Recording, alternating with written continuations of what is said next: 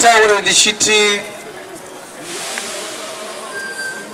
ndinoona kunge kutaura mumwe mushumiri kuti anokanganisa kunonzi kwakaipa kunozongonaka bedzi kana kwakuitwa nemumwe. Murume ari kubva panapa uyu ndo matangira ndinoita iwaya kana wagumbuka woenda.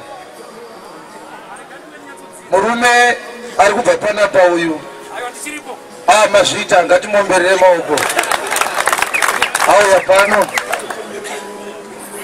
Ndichada kuti ndimupindure pamazwi ake nekuti zvaanga achitaura zvizhinji zvacho anga achitaura inini zvanguwo kana ndichiparidza ndinobva ndatotaura kuti ndikutaura ningi handirodembera ndokusiyana kwatakaita.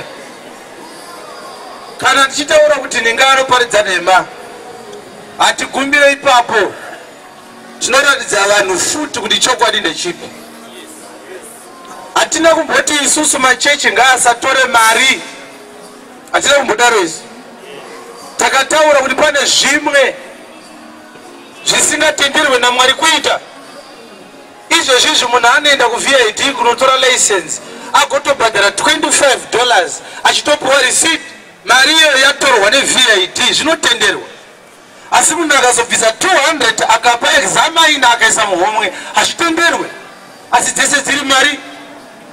Saka pane zvimwe zvinoita sekunge vhangeri asi dziri n'ambo dzisiri relevant pakuparidza shoko raMwari. Amen. Sezvaanga achitaura izvi, Jesu Kristu ari panyika ino akatora mari dzevanhu.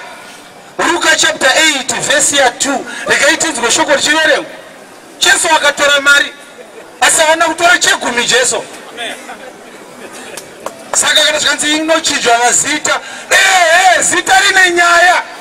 Nekuti kana munhu atendeuka anopiwa zita, Jesu aponesa vanhu akapiwa zita riri pamusoro pemazita ose. Amen. Kana zita risina basa wadi kuuya uchiti ndaang'anga, iwe watendeuka. Se uchiramba kudzin'anga unozviziva kuti kudzin'anga hazvina chekuita naMwari. Kana munhu atendeuka anopiwa zita rekudzi mwana waMwari, zita rine nyaya. Yes. Saka we are not just going to say chegumi chakanaka nekuti chero mari matora chakafana nekutora chegumi. Zvimwe zvacho zvinoratidzawo kusaziva magwaro chaiko. Amen. Pane zvese zvataurwa namuparika pano, handina kunzwa vhesi yaavhurisa iyi. Handina kunzwa vhesi yaavhurisa inojustify chegumi chaari kudefenda. Handina kunzwa vhesi inojustify kuti vashumiri havafanire kunzi vakarasika. Handina kunzwa vhesi iyoyo. Inoita vhangeri sei manje kana isina vhesi? Tobane bvunzo wangu. Yes. How does it become a sermon if it's not scriptural? If it deviates from the word of God, how is it a sermon? How is it a sermon? Kuti utsanangurire vanhu kuti vaRoma vakanyorwa tsamba iyi Roman Catholic Church sezvaakataura musoro mandepano. Is it scriptural? Ungori bhuku yemusoro mandepano vachitaura kuti munoti vaRoma vakarasika ipaganism. Pauro akanyora tsamba kuvaRoma vanhu vakaridza muridzo. Saka munotorina pasita izvezvi nekutoti bhuku ravaRoma rakanyorerwa ani hamuzive. Regai ndikuudzei adikani, inini handisi kumbotarisira kufarirwa kana ndichishumira. Ndochinhu chekutanga. Zvekugumbuka kwevanhu zvakanyorwa kudhara ini ndisati ndazvarwa. Ukatoona wakugumbuka uri kutozadzisa magwara izvezvi. Zvakanzi rikaparidzwa wachagumbuka. Saka hazvindivhundutse izvozvo. Kana mushumiri akataura zvinhu, akataura maexamples esaanga achipa ichitiratidza iyi rodhi inoenda kuHarare, tinokuratidza wani. Hatisi kuratidza rodhi rezi. Tinokuratidza rodhi isu. Kuti kana mushumiri achizviti muzodzi waMwari igava, nekuti Jesu ndiye muzodzi waMwari, taratidza vanhu rodhi. Magwaro anoti Kristu ndiye muzodzi waMwari. Iwe unoti kudii nazvo? Vhura vhesi. Chotopera. Yes. You must be able to differentiate ngano dzechemberi nevhangeri. Amen. 1 Timothy chapter 4 verse 7. Ivhangeri vaiwerengwa mavhesi iwayo. Verenga vhesi. Asi urambe ngano dzisina hanya naMwari. Ramba ngano dzisina hanya naMwari nedzechembere. Nedzechembere. Paulo ari kunyorera vanhu kuti musateerere ngano dzechembere. Kurududza imi kuti paiparidzwa munhu achitanga ati paivapo. Ichokwadi ichocho. Chainzi ngano chii? 1 Timothy chapter 1 verse 1. Yes. Paulo muapostora wa Kristu Jesu. Paulo muapostora wa Kristu Jesu. Okurayira kwa Mwari. Okurayira kwa Mwari. Muponesi wedu. Na Kristu Jesu. Na Kristu Jesu. Tariro yedu. Kuna Timotheo mwana wangu chaiye pakutenda. Nyasha nengoni norugare. Zvinobva kuna Mwari Baba. Na Kristu Jesu. Ishe wedu. Ngazvivenewo Timoti. Sezva ndakakumbira zvikuru kwauri Timoti. Ini ndichienda Macedonia. Ndaenda paMacedonia. Notusare paEfeso. Urayire vamwe. Varege kudzidzisa imwe dzidziso. Kana kurangarira ngano. Namazita amazitateguru. Asingapere. Zvinongomutsa nharo. Zvisingatendese zvakarayirwa naMwari. Chaanga achitaura zvese izvi azvitendese zvakarayirwa naMwari. Zvinowanikwa mukutenda. Amen. Ndezvekudhifenda zvinoonosvika kupi nekuvhika. Ungati pese pawamira uri kudhifenda zvakaparidzwa naChiwenga.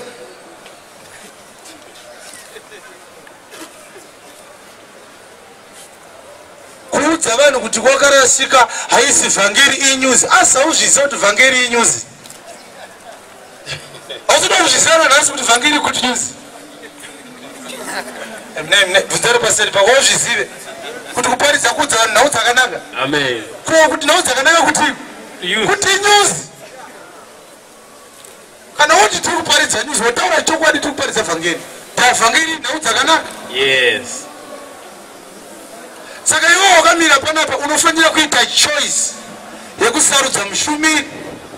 Aidha uchanzwa mushumiri anorova bembera sezvaanga achiita izvi. Kuti vamwe vanoti anani. Taura vanodaro vacho. Sezvandinoita ndinonatsobuda pachena ndikutaura ningi. Amen. Kana muchirova murova. Asi murova ndapedzawo kutaura. Sazori vakasandapedza futi. Watiti kubotsvaga kuita boka ravashupire. Body of Christ yamunotaura munoiziva here. Kuti chinonzi body of Christ chii?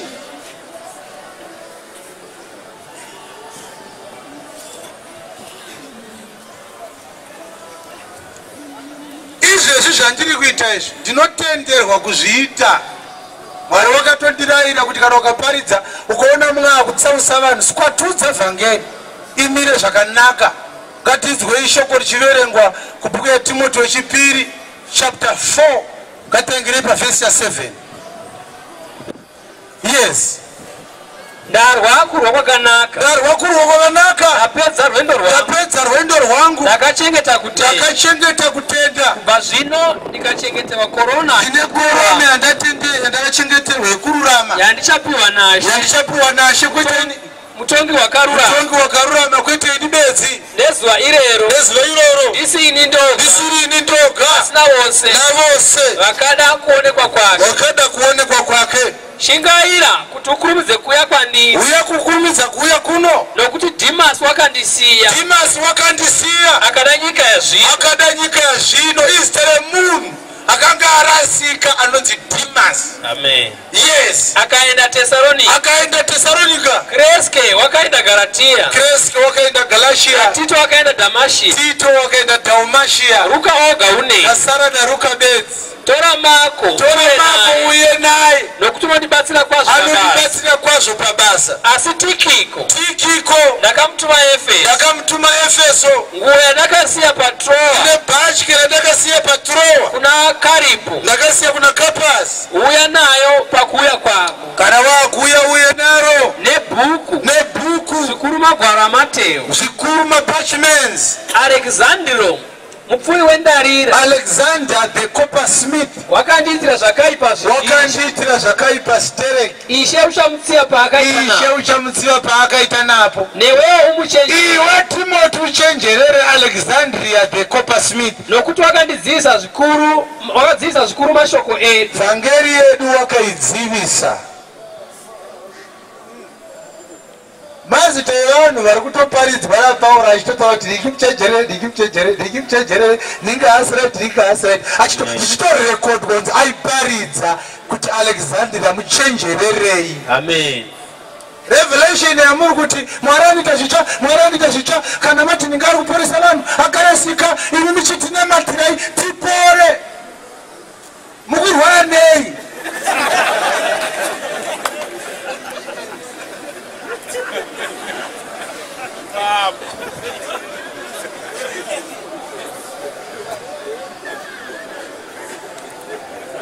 Mukutorwara izvezvi? Alright. Saka imi muda kuparidza vhangeri yekuti the end justifies the means.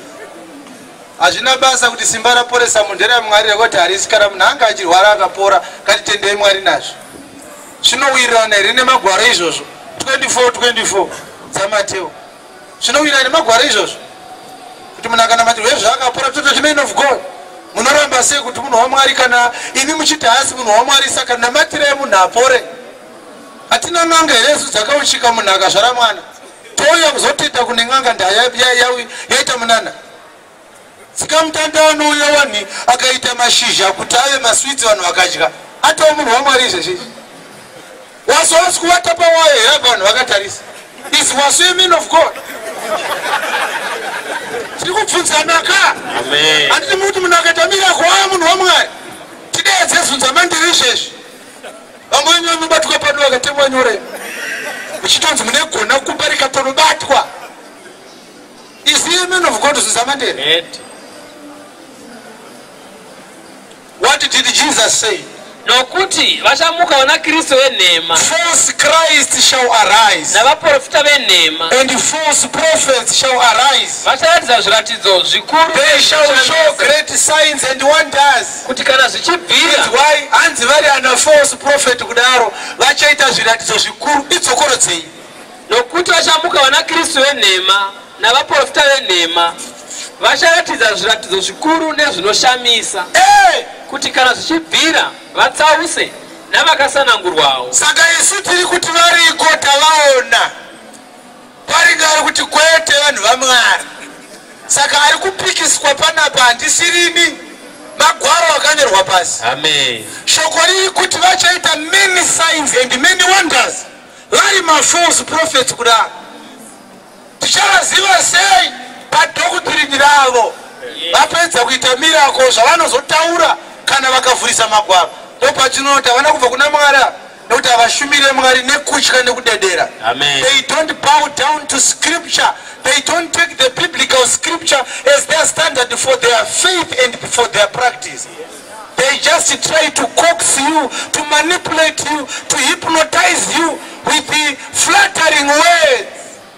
Kuti utende kuti akabva kuna Mwari. Zvanga achita murume dzanga dziri nyambo idzi harisi vhangeri. Amen. Ngatinzwei Paulo muapostora achitsanangura nema-flattering words. Romans chapter 16 verse 17. Yes. Mark them that cause divisions among you by bringing themselves damnable heresies and avoid them. Ngatinzwere chishona. Zvino ndinokumbira zvikuru kwamuri. Urikumbira chii Paulo? Kuti mucherekedze avo vanopesanisa. Mark them that cause divisions. Vanopesanisa vachidii? Navanogumbusa. Nevanogumbusa vachiita sei? Vachiita zvinopesana nedzidziso yamakadzidziswa. Vanoita zvinopesana nedzidziso yamakadzidziswa. Muvanzvenge. Muvaite sei? Yes. Nokuti vakadaro havabatiri Ishe wedu Kristu. Vakadaro havasi kushandira Ishe wedu Jesu Kristu. Asi dumbu ravo. Vari kushandira dumbu ravo. Vanonyengera mwoyo yavasina zvakaipa. Vanonyengera mwoyo yavanhu vasina zvakaipa. Namashoko avo akanaka. Nemashoko avo akanaka. Anobata kumeso. Anobata kumeso. Ndo anga achibuda pano mashoko anobata kumeso. Haana chokwadi mukati. Amen. Nekuti haana kana one verse yavhurwa ichitsanangura kuti zvakaipa kutaura zita remunhu ari kurasika. Okay, ini kana ndichiparidza kurasika kwamagaya, iwe uchiti munhu waMwari, chiteerera kuti kurasika kwake ndinoti kuri pai. Ndinotaura kuti anorasika nekuti akaunza shiraini pazi ndogara. Akarasika nekuti ari kubhadharwa mari yekuonekwa. akarasika ndari kuisa simba raMwari muReast Band, akarasika nekuti ane holy ground, akarasika nekuti ndi spiritual father. My issues underraise ndichifurisa gwaro. Kana watu nda kudefenda magwaya wauyaone Bible woti Chiwenga akarasika ari kuti magaya akarasika, magaya ari right. Verse iyi inotsigira chiReast Band, verse iyi inotsigira holy ground, verse iyi inotsigira spiritual father. Vanhu votenda kuti zvechokwadi Chiwenga akarasika. Ndozvaunofanira kuita, kwete kungoita kuve zvakadaro akukunyeperai akuzabate tachinoti my anointed. Saka izvozvi muparinga unotofunga kuti ndiwe muzodzi waMwari. Usaderuka iwe yekuno kudaro wakauya sei.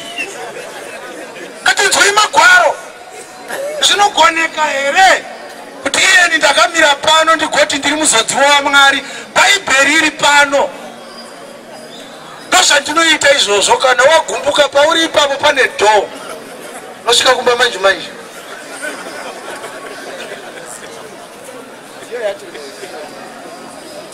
Mazwi ekuti touch not my anointed akanyorwa mubhuku yamapisarema 115. Mapisarema 115 ndo makanyorwa mazwi ekuti touch not my anointed. Ndichiri kunzika nditi? Haleluya.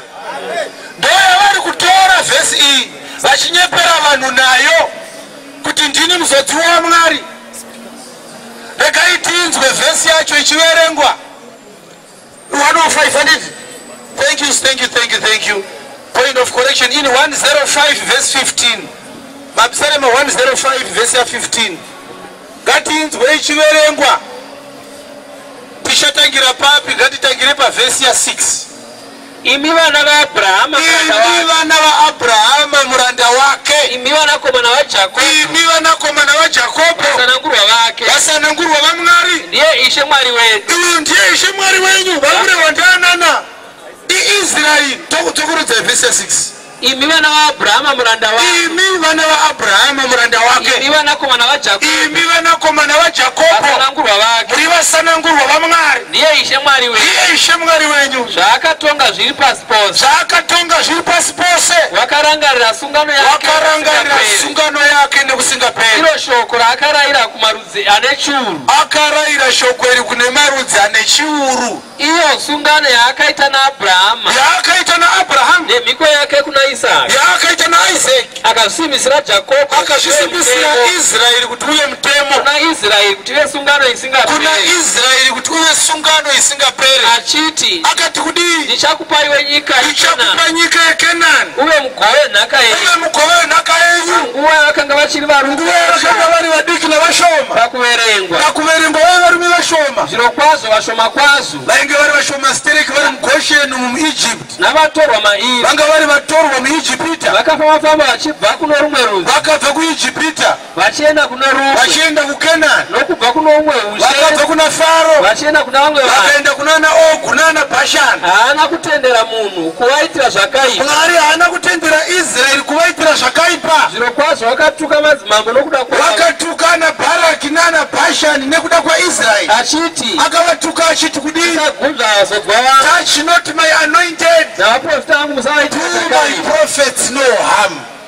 Ainzi my anointed angarani, Israel, nation of Israel, ndo iri kutorwa nhasi nemunhu ari panapa taimo oti ndini muzodzi wairewa.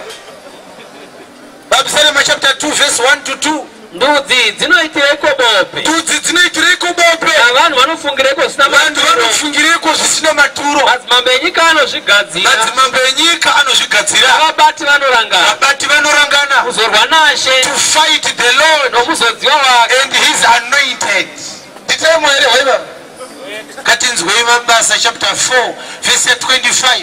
makareva nomweya mutsvene, ari kunamata nevamwe vatsvene tokubva akuti kuna Mwari, imi Mwari makareva muchishandisa mweya mutsvene nomuromo wavedu Dhavhidhi, maishandisa muromo waDhavhidhi akanyora Mapisarema 2 muranda wenyu muchiti, makati kudii Mwari, vaidheni vakaitireko hasha, vaedheni vakaitireko hasha, vanhu vakafungireko zvisina vanhu maturo, vakafungire zvisina maturo, madzimambo enyika akamuka, madzimambo enyika akamuka, navabati vakaungana vabati vakaungana pamwe chete wanashe na Kristo wake nokuti zviro kwazvo Herodi na Pontius Pilate mazima mabati ndi Herodi na Pontius Pilato na vaideni na vanhu vaIsraeli vakaunganira muJerusalema kuzorwa naJesu muranda wenyu mutsvene wamakazodza.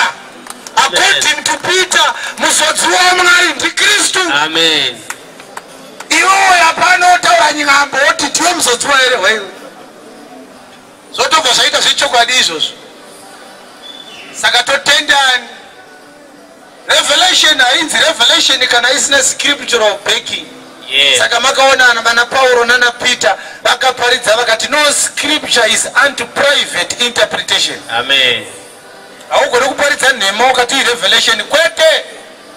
Zvakuti motikari dziriko mazuva ano kudhara kwakusina ngamera zvakanyorwa here Prado mubhaibheri. That is rubbish, that is not relevant muvhangeri. Yes.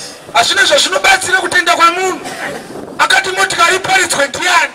Tinoparidza motikari rezo. Motikari inopinda mubhaibheri nechinangwa chei? Bhaibheri makanyorwa zvemwanakomana waMwari ndiye anoponesa vanhu. Amen. Kana tawana Kristu anotipa zvakafanira nguva dzose. Yes. We preach about Jesus, we don't preach about a Honda Fit. Saka zvokuti ngamera iri mubhaibheri hausi kunamatira ngamera wokunamatira motokari hazvina kumbobvira zvakadziparidzwa izvozvo. Saka hazvina need yekuona scripture mubhaibheri. Yes. Inyambo nengano dzechembere. Amen. Now, Irina, I would have wanted to have a constructive debate, a constructive discussion, even with the minister. I don't find it wrong to have somebody criticizing my messages or saying that I preach a wrong doctrine. I don't have a problem with that, provided he has at least a certain background information about the word of God. But the moment you begin to say something against the sermon, when you have not understood the basis for the preaching of the Bible, we have no relevance for discussion. Yes. Hauna shautaura pamusoro pevhangeri kana uchingotaura chingoti kune revelation vhura magwaro tiratidze kuti chegumi chinobviswa papi. Ana Paulo vakati zvipo zviungane ndichauya ndichizvitora ndatuma varume vari kuuya ikoko vaja ndati vauye mberi vafanira kugadzira chipo ichi chine chipo chekuvonga chirege kuita chinhu chakatorwa nesimba kana nekugombedzerwa nekuti Mwari anoda munhu anopa nemufaro. Those are free offerings dziri kutoendeswa kuchechi. Hatina kumunzwa achitiunganidzai chegumi kana vanhu vachiunza mari kuchechi vanoiunza nenzira yakadzizanwa naMwari. Yes. Kwete kuti chero mari yamoyo nayo chero iri mari. Mazwa anga achitaura hasi kutuka iri he is actually condemning the scripture. Yes. Because pakaiswa a dichotomy, pakaiswa a very big war. Vanhu vari kubva kumurayiro vanosvika pamuchinji kwamurayiro woguma topinda muNew Testament ine uprista hutsva netsika dzitsva nemurayiro mutsva. Yes. Zvaitwa kuOld Testament mufananidzo wezvinoitwa kuNew Testament. Amen. Saka kana ukati iwe zvina basa kuti mari yauya nenzira ipi chero yauya kana kuti chegumi chakaipa imi muri kutora sei mari? Zvitorwe nemushumiri izvozvo. Amen. Zvinofanira kutorwa nemunhu asati atendeuka. Uye zvekuti Mwari anoitira vanhu vamiracles vasati vatendeuka harisi vhangeri. Yes. Because hazvina zvazvinopa munhu kumweya wake. When God heals somebody before he repents, he is using healing iyoyo kuti atendeuke auye kuzoponeswa. Sezvatinoona paMatthew chapter 3, Acts chapter 3 neActs chapter 4. Chirema chiri paBeautiful Gate chakaponeswa naPeter chisati chatendeuka. Chikanopinda mutemberi Peter akaparidza 5,000 varume vakadzi nevana vasingaverengwi. Ndopepo semiracle iyoyo. Yes. Saka unofunga kuti munhu akaporeswa asati atendeuka zvinopinza denga zvokutendeuka izvozvo. What kind of a doctrine is that? Hey.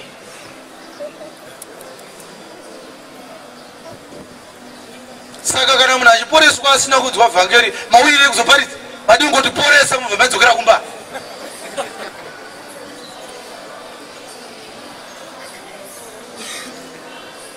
Saka izvezvi zvinofunga kuti asati agona matira vanhu achipora teurombo kungoti tiri vanhu vakapiwa discipline hatina hatina kumbotenderwa kuparidza mamiracles. Yes. Takanziparidzai mwanakomana waMwari anoita mamiracles wacho. Amen. We don't preach about miracles, we preach about Jesus, the performer of the miracles. Yes. We don't preach about blessings, we preach about Jesus Christ, the blesser. Amen. We don't preach about anointing, we preach about Jesus, the anointer.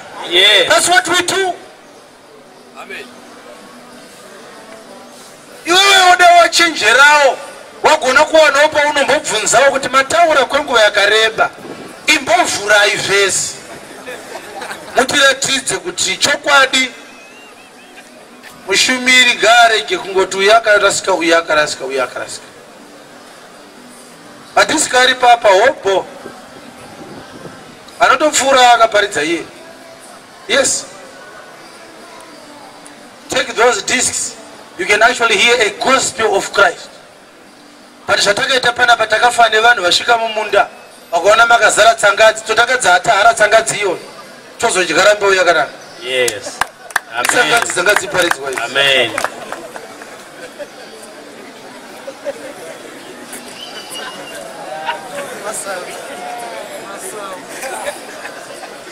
Na mibvunzo yangu iri genuine. Kana uchizosangana naye kusati kwadoka umubvunze. Chegumi chauri kuti chinofanira kubviswa ichi. Une vhesi yacho here yachakabviswa. Tiri muna 2016 indazvarwa 1985. 1985 ndakazvarwa 1985 chechi yaKristu yavapo. Ndakazvarwa yani almost 2000 years ichitorarama. Yes. I can't introduce a new doctrine at this late hour as it. We are under an obligation to submit ku doctrine rakasiyana paridzwa nevakatitangira. Yes. Hatifumidzi kutanga zvedu zvitsva azviite, otherwise tinenge takutotanga a new religion. That's why makaona Paul achiti pa 2 Corinthians 11:4 kuchamuka vanhu vanoparidza mumwe Jesu. Yes. Anospecialize nokuporesa varwere nekuita miracles asina basa nehanya nemweya yevanhu kuti yazoendeswepo. Amen. That is another Jesus.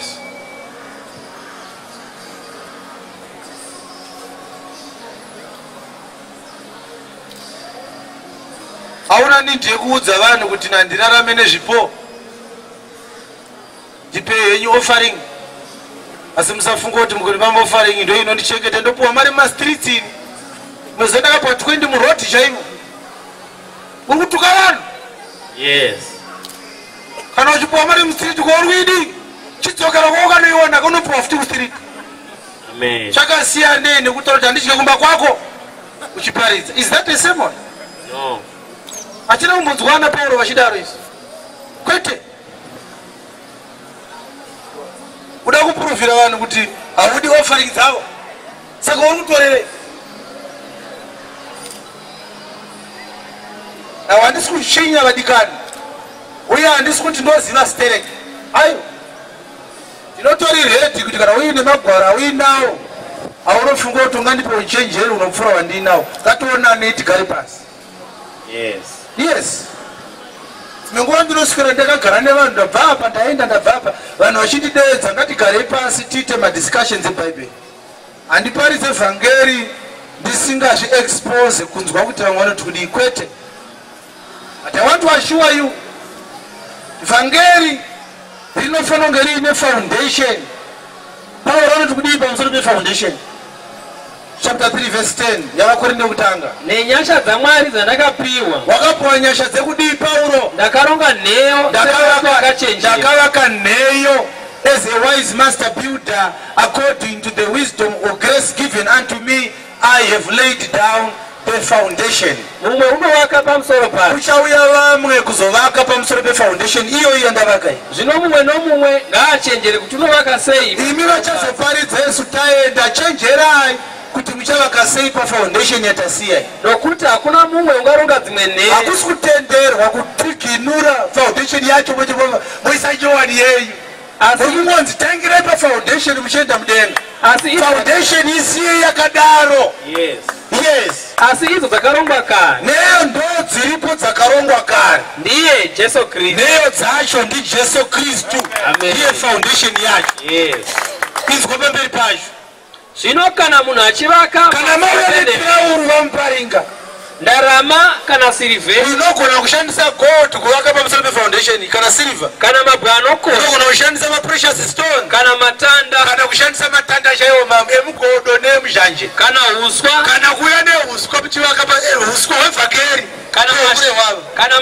kana mashanga chaiwo evhakeri unogona kuya nawo mukavaka futi basa romumwe nomumwe pakupedzesera richateswa basa richaonekwa nokuti zuva iro muzuva rekutongwa richabuda pachena kuti vhangeri ramaiparidza ranga rine matanda here nokuti kana remashanga kana reuswa nokuti richayedzwa nemoto richayedzwa nemoto ngatombere Kristu maoko popane nyaya saka uchiona tichisimba takadai amen handigone kuuya munomu uya abuda munomu ndotida kupfuurira mberi nevhangeri yanga ichiparidzwa iyo kwete totanga tombodzura uswa nemashanga nematanda tochitangira futi pafoundation iyo ende hazviite kuti unzwe muparinga wosanganisa vhangeri yaparidza neyandaparidzei unofanira kutochuza one ndadzipindirana ende ichocho ndo chokwadi chaunofanira kutouya uchinatsoziva unofanira kutochuza kuti woteta ipi hatisangane iwo iri nemvura saka uchiona tichidai umwe ane mashanga ake evhangeri auya nawo umwe ane uswa ari kuvaka pamusoro pefoundation zvino anotoa neuswa ari nani mumwe anoya nepiki kutotiginyira foundation yacho chai utangira neuswa pasi avanaso usadaro iwe kana uchitenda kuti parika munhu wamwari ida hadhisi wochitochuza munhu wamwari pauviri hwenu you have to make a choice vhangeri harisi rekuti munhu akataura nhema tinonzi it's okay takagomsiyai akadaro hazviite kana wataura nhema mweya uri mauri ndo unokutaurisa zvaunotaura pane mweya wenhema nemweya wechokwadi ukataura chokwadi mweya wechokwadi uri mauri ukataura nhema mweya wenhema uri mauri chino anonzi nhema ndisatani anonzi chokwadi ndikristu saka we cannot be brothers iwe kana uine mweya werima uye hatina kubvumidzwa namwari kuita ukama nevanoparidza nhema takatonzi kana mavaona avoid them 2 John verse 8 yes zvichenjererei imi kuti murege kurashikirwa nezvatakabatira musarasikirwa kaipi pavhangeri yatakapiwa asi kuti mupiwe mubayiro wakakwana piwai mubayiro wakakwana mumwe nomumwe unotungamirira vanhu kana waenda pamberi pevanhu sezvandaita izvi asingarambiri mukudzidzisa asi asingarambire mudhokotirini yaKristu haana mwari munhu iye asi uye unorambira mukudzidzisa asi anorambira mudzidziso yaKristu ndiye una baba nomwanakomana madzidzwa nyaya dzacho anorambira mukudzidzisa kwaKristu ana baba nemwanakomana anobuda mukudzidzisa kwaKristu haana mwari there are no two ways about it hapana hunge iyoyo ndo nyaya saka ndimakwe pano vanhu vanga vakajaira kuti munhu akachibuda mumwe achipinda so vari mhoresana vawagana thank you man of God obva auya pana what let's clap hands for the man of God otangawo kurova uyo achibuda oomberano agara neari kupinda thank you God bless you katombere munhu awari abuda kusvika kuenda sei kwadoka zvino one day kwakauya pano vateve vaparidza tobva tamira pano tikati dzinyambo dzarehwa idzi harisi vhangeri unokati ai uri munhu vhiri kumukuru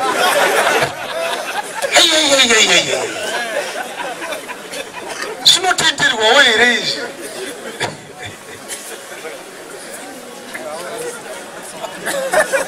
obanotosimba kana kuti dzwa tichiparidza ndo zvatoita I will never apologize ndichitoparidza ndakasimba izvi saka vanenge vachibuda mukudzidzisa kwaKristu havana mwari asi vanorambira mukudzidzisa kwaKristu ndo vana mwari Yes. Kana mumwachuya kwa muri. Kana kukauya pano pagomba mumwe achiparidza. Asingauye nokudzidzisa uyu. Asingauye nevhangeriyo iyi ataparidza. Musamugamuchira mumba. Musamugamuchire mudzimba dzenyu. Kana kuti kwaari kwaziva. Kana kuti makadiva muparinga. Nokuti unoti kwaari kwaziva. Nekuti anomumhoresa. Unofambidzana naye. Anofambidzana naye. Mabasa ake akaipa. Now, ina handisiri ndakanyoresa mavhesi aya. Ndakazvarwa aripo. Amen. Wachichuzaiwo kuti toteerera ani. Bhaibheri here kana mumwe anongouya wake. Amen. You have to make a choice. Chiri kukushamisa ndikuti mavhesi aya wanga usingazive. Ndakakomana vakaona vanoafushira. Vanodai kuti receive your car. Amen. By the anointing of God upon my life. It is going to be well with you.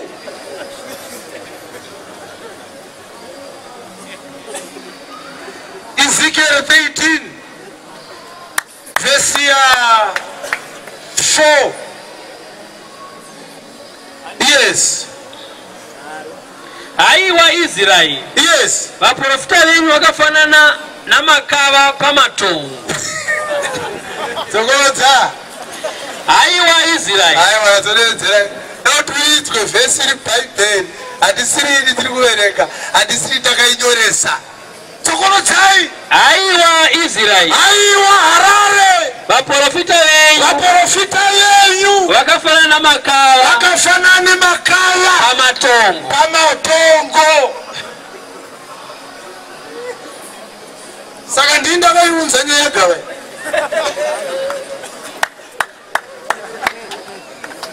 Anoti vanhu mukava vanotuka vanhu. Timwari anotuka vanhu. Hey. Idzokorodzei. Aiwa Unoziva here kuti zvinokushamisa kuti mavhesi aya arimo. Patimbozvibvunza kuti kondaro unenge waita sei iwe usingazive. Haudzizive ndava nokuparidzira sadza hadziburitsise mari. Saka vachidzinyenyeredza. Tsokorodzai. Aiwa Israeli. Aiwa Israeli. Vaprofita venyu. Vaprofita vako Israeli. Vakafanana namakava. Vakafanana namakava pamatongo. Pamatongo. Pfuurira imberi nayo. Hamuna kukwira muchipinda pakakoromorwa. Yes. Kana kugadzira rusvingo rweimba yaIsraeri. Yes. Kuti mumire pakurwa pazuva raShe. Yes. Vakaona zvinonyengera nokuuka kwenhema. Vakaona zvinonyengera nekuuka kwenhema. Vaprofita vari kurehwa. Vari kunzi mweya wavo vari kuprofita nawo ndewokuuka kwenhema. Ivo vanoti. Ivo vanoti kudii? Ishe unoti. Ishe vanonzwa vachiti thus says the Lord. Vanotaura vachiti Ishe anoti. Ivo vachiuka zvavo vaine mweya yetsvina. Vanotaura vachiti Mwari ati. Hanzi vanoti Mwari ati kudii? Ivo vanoti Ishe unoti. Hanzi vanoti Ishe unoti. Asi Ishe haana kuvatuma. Ishe haana kuvatuma. Zvino vakati shoko ravo richasimbiswa. Ndokubva vafunga kuti shoko ravo richasimbiswa. Hamuna kuona zvinonyengera here? Maona zvinonyengera imi? Hamuna kutaura kuuka kwenhema here? Kuuka kwenhema kwamaita. Zvamakati. Makati kudii? Ishe unoti. Hanzi Ishe unoti. Kunyange zvakadaro. Handina kutaura navo ini. Naizvozvo zvanzi naIshe Mwari. Zvanzi naIshe Mwari. Zvamakataura zvinonyengera. Makataura zvenhema. Nokuona nhema. Makaona nhema. Naizvozvo tarirai. Ndine mhaka nemi. Ndizvo zvinotaura Ishe Mwari. Ruoko rwangu rucharwa navaprofita. Vanoona zvinonyengera. Navanouka nhema. Havangarangani navanhu vangu. Yes. Havanganyorwi mazita avo parugwaro rweimba yaIsraeri. Naizwa nyaya yacho mazita avo hawanikwe mubhuku reupenyu. Amen. Hallelujah. Ndiri kunzwika here? Yes. Pfuurira imberi nayo. Verse 10.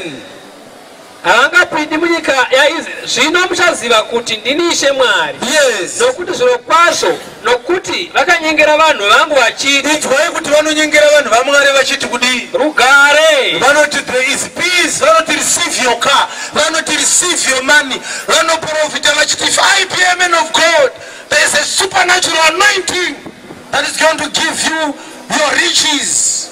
Tell your neighbor, this this is the last day to see me walking on foot. I'm claiming my car in Jesus' name. Vanoprofita vachiti kune rugare, vanoprofita vachiti kune mari chauya, vanoprofita vachiti rugare, tangidzai ipapo. Nokuti zviro kwazvo nokuti vakanyengera vanhu vangu vanonyengera vanhu vangu vachiti kudi rugare izvo hakuna rugare rwuri kumbouya. Aumira kisivo.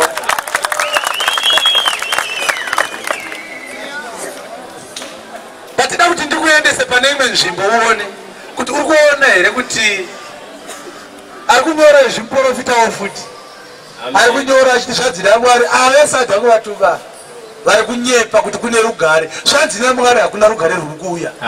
Muprofita atumwa naMwari kunyora agenesi vamwe vaprofita vanotanga kukomplena ndo vacho vari kuprofitwa agenesi. Nhubu dzacho ndodzino kuti mazviitirei vaimasiya takadaro. Amen.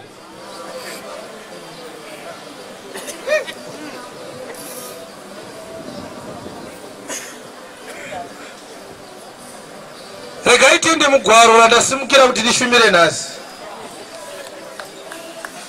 Nhasi toda kuti tidzidze pamusoro pe the gap. Umuri naRakabi kana kuti gap naRakabi. Joshua chapter 2 verse 1 to 20.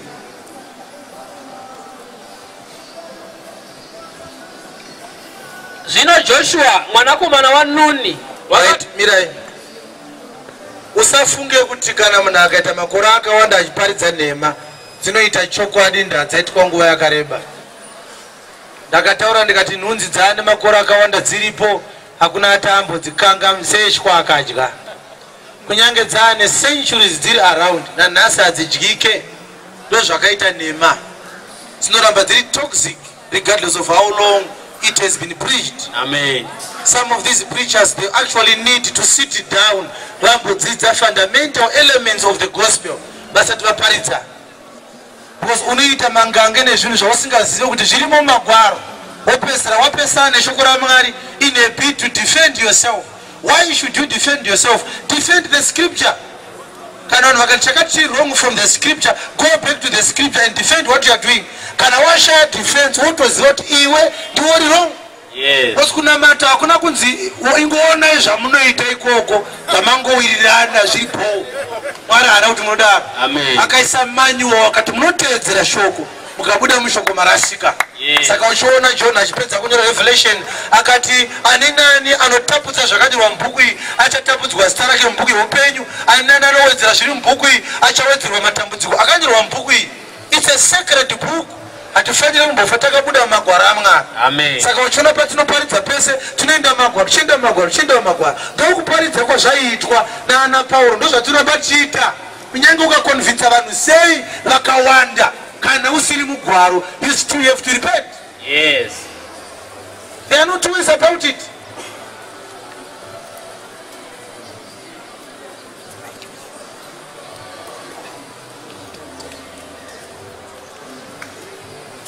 Kuziva Mwari kunofanira kukudzidzisa kuti uzive kuti Mwari anoti tirarame sei. Murume anga akamira panapa uyo anonzi Muparinga akatanga chechi katatu zvichiramba akatanga last year ndike chitatu. Official launch yambotangwa chechi yadona yatangwa futi. What does that mean? Mubvunzo wangu kwaari ndokuti zvakamboitika wewe here muBhaibheri chechi inotangwa yombomirwa munojoina Christ Embassy kana kuti Spirit Embassy osodzokera futi unotanga futi. Zvinorevei kuti nhasi munhu amboti ndiri muvhangeri mangwana oti ndiri muapostora kusvikira mangwana oti futi ndamuvhangeri. Uapostora hwakaenda kupi vaMuparinga? December, November, October last year pave nebhana panapa rakanzi Apostle Muparinga. Where is that banner? On this last week achipedza kuparidza pakati inini my name is Evangelist Muparinga. Uapostora hwakaendepi? These are genuine questions. Yes. Chatiri kuda maanswers adzo kuti tione kuti ndiMwari akamutuma iyi revelation yekudzokera kuuvhangeri. Handitati zvizoda revelation ndofuka it's a revelation. Was he demoted by God? What happened? 2012 nandakamira pano paseri pechimuti achiparidza muparinga ari pano akati inini ndiri muvhangeri. Vhangeri achengete vanhu, anoparidza vanhu vachinojoina machechi avo. Ina handitange chechi, mukandiona ndatanga chechi denda rasika. Uzomubvunza kuti hauna kudaro here? Taakatanga chechi inonzi Grace Embassy 2012 akati ndikatanga chechi denda rasika. Kana achizvinzwa ndofunga kuti mangwana achauya pano achitsanangura zvandabvunza pano. Mibvunzo kana ndiri kubvunza here? Chimo here mushoko raMwari kuti chechi inonzi inoitwa official launch. Kuloncha chechi kudii? Ndaisu taifunga kuti chechi yakalonchwa pamuchinjikwa isu nerofare mwanakomana waMwari. Ndozvataifunga isu. Amen. Imurulonchawo futi muri pano paHarare. Amen. Zvinoitikawo here zvine vhesi here zvekulonchwa kwechechi? Tinoziva kuti vanhu vakangonzwa shoko raMwari vakutoungana vachitogoverana shoko vachitokura. Yakalonchwa kudhara, tiri kujoina chechi yakalonchwa kudhara nemuridzi wayo. Hatina chatinotanga pano. Haleluya. Amen. Mibvunzo yandiri kubvunza, mapedza kutaura zvenyu nyambo idzodzo dzinobererwa, pindurai mibvunzo muchiburitsa magwaro. Yes.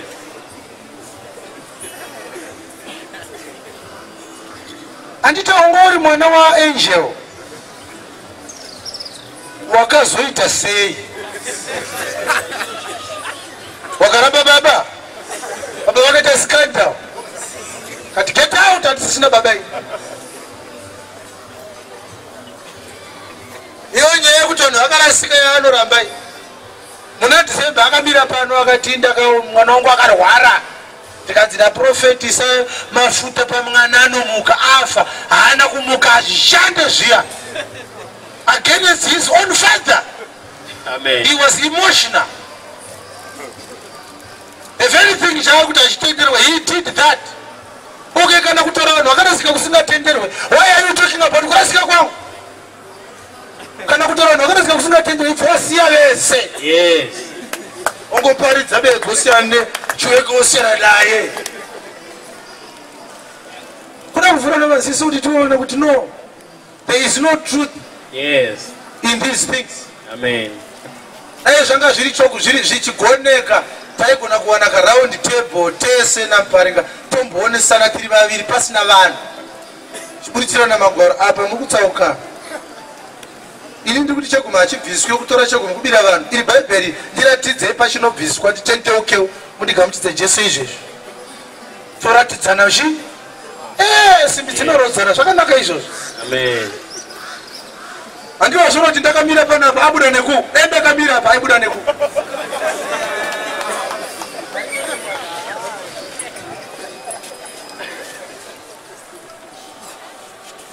Joshua mwanakomana wa Nuni wakatuma varume vaviri pakavanda vachibva Shitimu kuti vandoshora, achiti endai mundoshora nyika yeJeriko.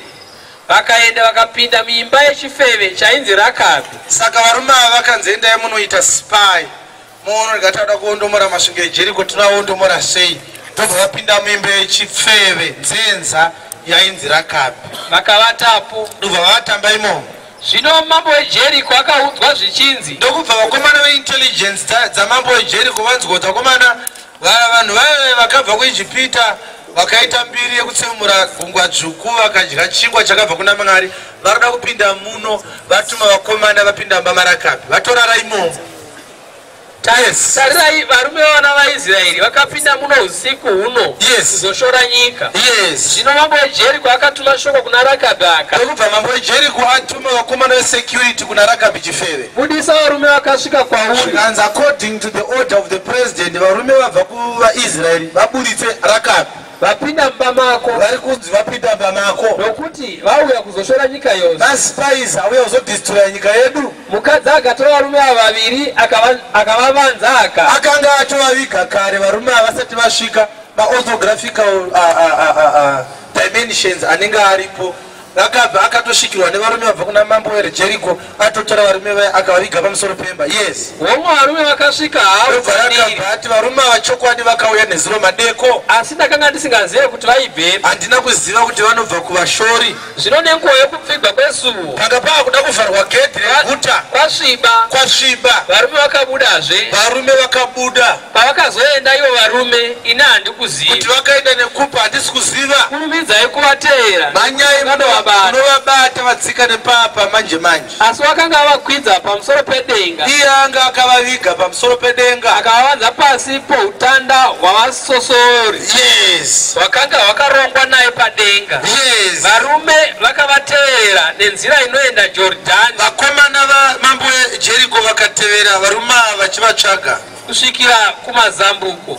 zvino vakavateerera vakati vabuda suo rikazarirwa ndokubva gedhi ravharwa reguta. zvino vachigere kuvata. Yes. Rakabhi ndokukwira kwavari pamusoro pedenga. ndokubva Rakabhi akwira kwavari pamusoro pedenga. akati kuvarume, Yes, ndinoziva kuti Ishe wakakupai nyika. yes, tinokutyai kwazvo. yes. vanhu vose vagere munyika vavhunduka pamberi penyu, vanhu vese vari munyika muno vari kutovhunduka nekuda kwenyu. nokuti akanzwa kuti Ishe vakapwisa mvura yegungwa dzvuku pamberi penyu Yes, nguva yekubuda kwenyu Ijipita, yes, nezvamakaita madzimambo maviri avaAmori vakanga vari vemhiri kwaJorodhani, yes. ivo Sihoni naOgi, Sihoni naOgi. vamakaparadza chose. Yes, zvino pakarepo takati chinzwa izvozvo mwoyo wedu ikavhunduka. yes, hakuna munhu uchinokutsunga pamwoyo pake nokuda kwenyu, yes, nokuti Ishe Mwari wenyu ndiye Mwari kudenga kumusoro napanyika pasi. yes, naizvo zvino ndipikirei henyu naIshe yes, kuti zvandakakuitirai zvakanaka, yes. nemiwo muchaitira imba yababa vangu zvakanaka. ndiitirewo zvakanaka, ndakuvigai ndikaita kuti varume vabva kuna mambo weJeriko vasakuurayai. Yes, mundipewo chiratidzo chakasimba ndipewo chiratidzo chakasimba kuti muchararamisa baba vangu namai vangu nehanzvadzi dzangu navanun'una kuti vangu muraramise hama dzangu, baba vangu nehanzvadzi dzangu nevanun'una vangu. nezvose zvavanazvo, Yes, nokurwira upenyu hwangu parufu. yes, ipapo varume vakati kwaari, yes. isu ngatife panzvimbo yenyu kana musingabudisi pachena basa redu iri. zvikanzi isusu tingatofa panzvimbo yenyu kana mukasataurira vanhu kuti tiri anani. kana Ishe achitipa nyika iyi, kana tikapiwa Jeriko iyi naIshe tichakuitirai zvakanaka nezvokwadi. tichakuitirai zvakanaka chokwadi. ipapo akavaburisira pasi nebote napahwindi. ndokubva avaburitsa kubva muJeriko achishandisa gavi nepahwindo remba yake Rakabhi. nokuti imba yake yakanga iri pamusoro perusvingo rweguta. imba yaRakabhi yanga iri pamusoro pejurawo reguta reJeriko. hatinotiwo kuti iyo hurumende yeJeriko yaitenderawo nzenza kuvaka imba pamusoro pejurawo chirudzii. naiye wakanga agere pamusoro porusvingo. iye anga akatogara pamusoro perusvingo irwo. akati kwavari, tizirai henyu kumakomo kuti vateveri varege kusongana nemi. imboendei kumakomo vanga vachikuteverai vasasangane nemi. muvandepo mazuva matatu, wandai ipapo mazuva matatu kusvikira vateveri vadzoka. kusvikira vateveri vadzoka. pashure mungaenda henyu. pashure mungaenda henyu. zvino varume vakati kwaari, hatingasungwi nemhiko yako iyi yawakatipikisa. Yes, tarira nguva yatinopinda panyika ino, kana takuya kuzoparadza Jeriko tichiritora, unofanira kusungira bote iri dzvuku rakakoshwa pahwindi pavakatiburisirana pavakatiburutsira pasi napo, sungirira jira dzvuku ipapo. Yes, unofanirawo kuunganidza mba mako, baba vako namai vako nehanzvadzi dzako. musi iwoyo vanhu vese veimba yako vanofanira kuungana mba mako Rakabhi. zvino ani nani unobuda kunze kwemikova yeimba yako, Yes. ropa rake chapamusoro pomusoro wake. anenge abuda hake mumba mako musi iwoyo akafa, imudhava dzake hatizichajebho panyaya iyoyo. asi isu hatingavi nemhosva. isu tinge tisina mhosva. ani nani une mumba mako, ropa rake richapamusoro pemusoro yedu. Yes, kana akaitwa zvakaipa noroko rwomunhu. yes. asi kana ukabudisa pachena basa redu iri, ukangoudza vanhu kuti tiri anani, isu hatingasungwi nemhiko yako yawakatipikisa. yes, iye akati, ngazviitwe sezvamakataura. yes, akavaindisa akabva, iye ndokusungira bote dzvuku pahwindi. ivo vakaenda vakasvika kumakomo vakagarapo mazuva matatu kusvikira vateveri vadzoka. vateveri vakatsvaga panzira iyo yose asi havana kuvawana. mazvita imbomirai makadaro. Saka tarisai zvinhu zvadikani. Number 1, mukadzi uyu anonzi Rakabi inzenza, asi varume vabva kuboka raJoshua vari musango vari kuda kutora Jeriko, varume vanoteerera murayiro yavari kupiwa mumurayiro yesungano yaMozisi. Vanopinda vochengetwa naRakabi. Varume vemunyika yeJeriko votumwa namambo weJeriko, endai munouya nevaranda nevarume vapinda mamaRakabi chipfeve. Obva vasvika mukadzi uyu ohwandisa varume pamusoro pemba panga paine mashanga ake ewindi aanga akaisa pamusoro pemba iyoyo. Kusvika varume vaya vanzi mhanyai naRakabi munovabata, havana kune kwavaenda. Vachimhanya kudaro ndopaanokwira pamusoro pemba, imba iri pamusoro pejuraho, anokwira futi pamusoro pemba iri pamusoro pejuraho. Amen. Otaura navo anoti ndipikirei kuti hamuzondidistroyawo kana maakudistroya Jeriko, nekuti ndakuitirei zvakanaka. Zvikanzi nevarume vaJoshua vaviri, kana ukangorega bedzi kuudza vanhu kuti tinoita basa rei, unochengeteka, unorarama. Asi tinokupawo instruction yekuti unofanira kuzoisa mucheka mutsvuku pahwindo rawatiburutsa naro irori, kuti rataakuuya ugozorarama. Ukaudza vanhu mukafa, hatina mhaka pamberi paMwari. Asi ukasaudza vanhu ukafa, isusu tinofanira kutorangwa naMwari nenyaya iwe. Ndokubva avaburutsa nepahwindo akavaisa pagavi, akaribata gavi iroro pamusoro pemba mukadzi mukuru, akaburutsa varume vaviri, vakanzi endai mugomo, vakatanga kuinstructwa nemukadzi, mumbonohwanda mazuva 3, munozonobuda imomo after 3 days, moenda henyu, nekuti vanenge vachikutevera vanenge vadzoka. Amen. Nyaya dzacho dzinobva dzaita sedzinotemesa musoro, nekuti varume ava tinofanira kuvaziva kuti ndaanani, nekuti mazita avo hamo, asi instruction yavo yakanga iri yekuenda kunospaya kuti vaone kuti munogarika here. Haleluya. Amen. Tiri kunzwika here? Yes. Chinangwa chekuti tiparidzira nevhangeri iyi ndechekuti tigoona kuti musikana uyu anonzi Rakabi aintroducwa nebhaibheri sechipfeve, asi varume ava vanopinda mumba memunhu wavanoziva mabasa ake akaipa.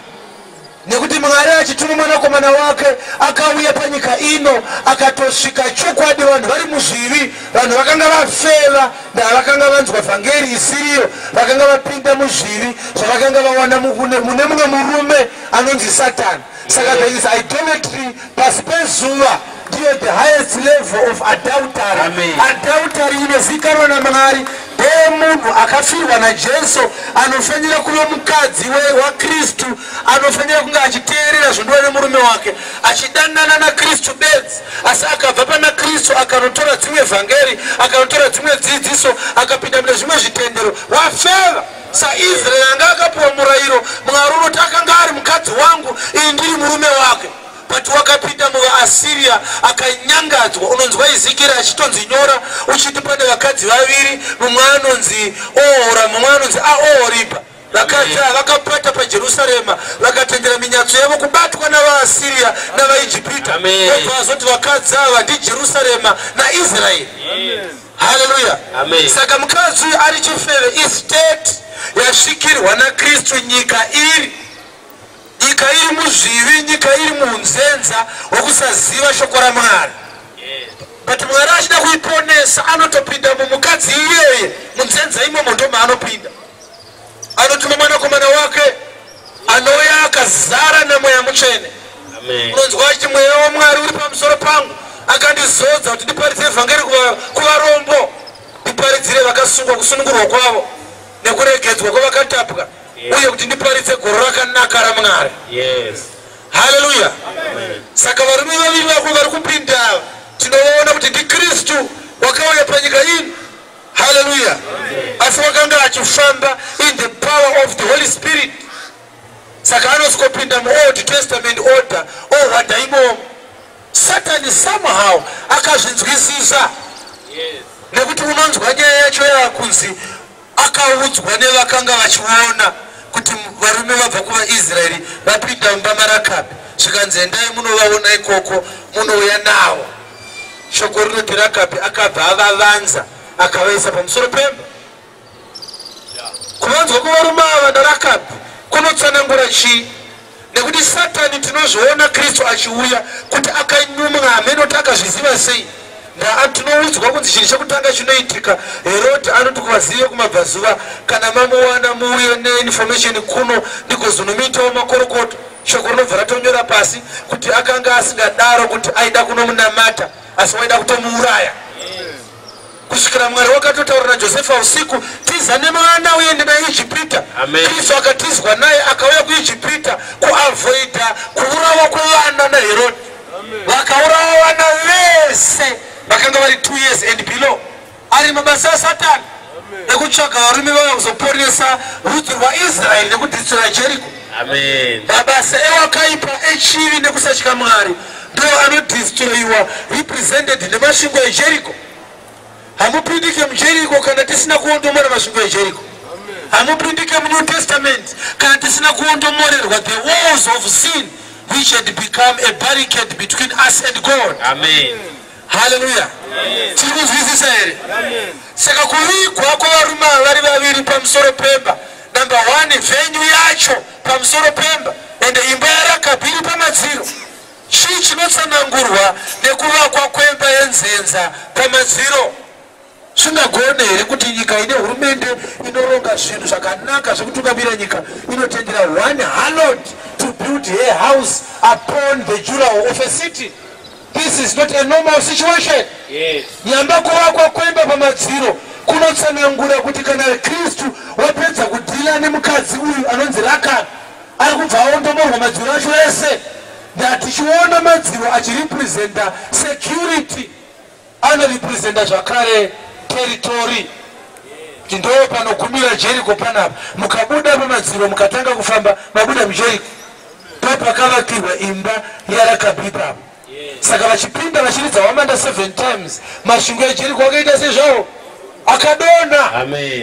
Panobva paponeswa Rakabhi ipapo pokunge aisa mucheka mutsvuku. Saka vakabuda maRakabhi vamurayira nguva yatichadhitstroya masvingo eJeriko, nguva yatichaparadza vari muJeriko, iwe wega ndiwe uchapona zvisinei neunzenza watasvika uinawo, only on one condition. Ukagona kutora cheka mutsvuku ukauisa panemba yako pataburuka napo ipapo ndipo uchapona napo. Isungano yekuti tikachikwara Mwari ngaatirange.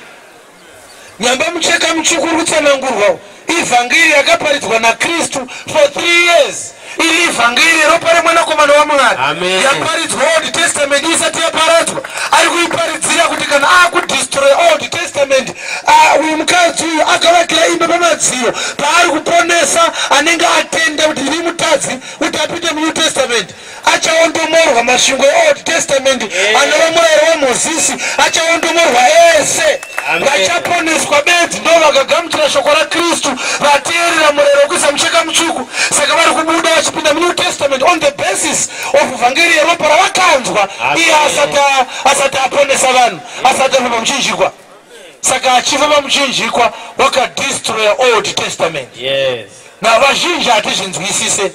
Nda unoona kuti vanhu nanhasi vachiri kuda kuteedzera Old Testament. Unotoona vachiparidza murayiro negumi. Na iyo inyaya yekunzwisisa kupera kwemurayiro nekutanga kwenyasha ndiyo foundation yacho yechechi. Ndiyo inosaka unzwisise kuti chiguma achibviswe. Haleluya, haleluya. Dai mari inongonzi yangobviswa chechi haina basa tapuwa starei. Wakadi kumboya nemari uchechi kuti ndere sambo. Kana kuya nemumbewu mai uchipa pasta. Andita haina basa kuti nezistarei. Kungoya nemari ndozvachiparigwa nemuparika panapa. Kuti mukamisha kumishakaipa kumukutora seofari. Wadi kumboya nemumbewu mai kuchechi.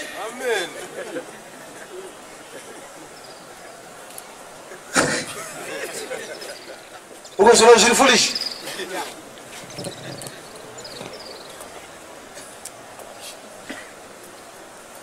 Saka kana mushumiri asingazive foundation yechechi haasi mushumiri. Angagona hake kuchena akapemwa musoro akapfeka glass shoe akagerwa dino asumite mushumiri izvo.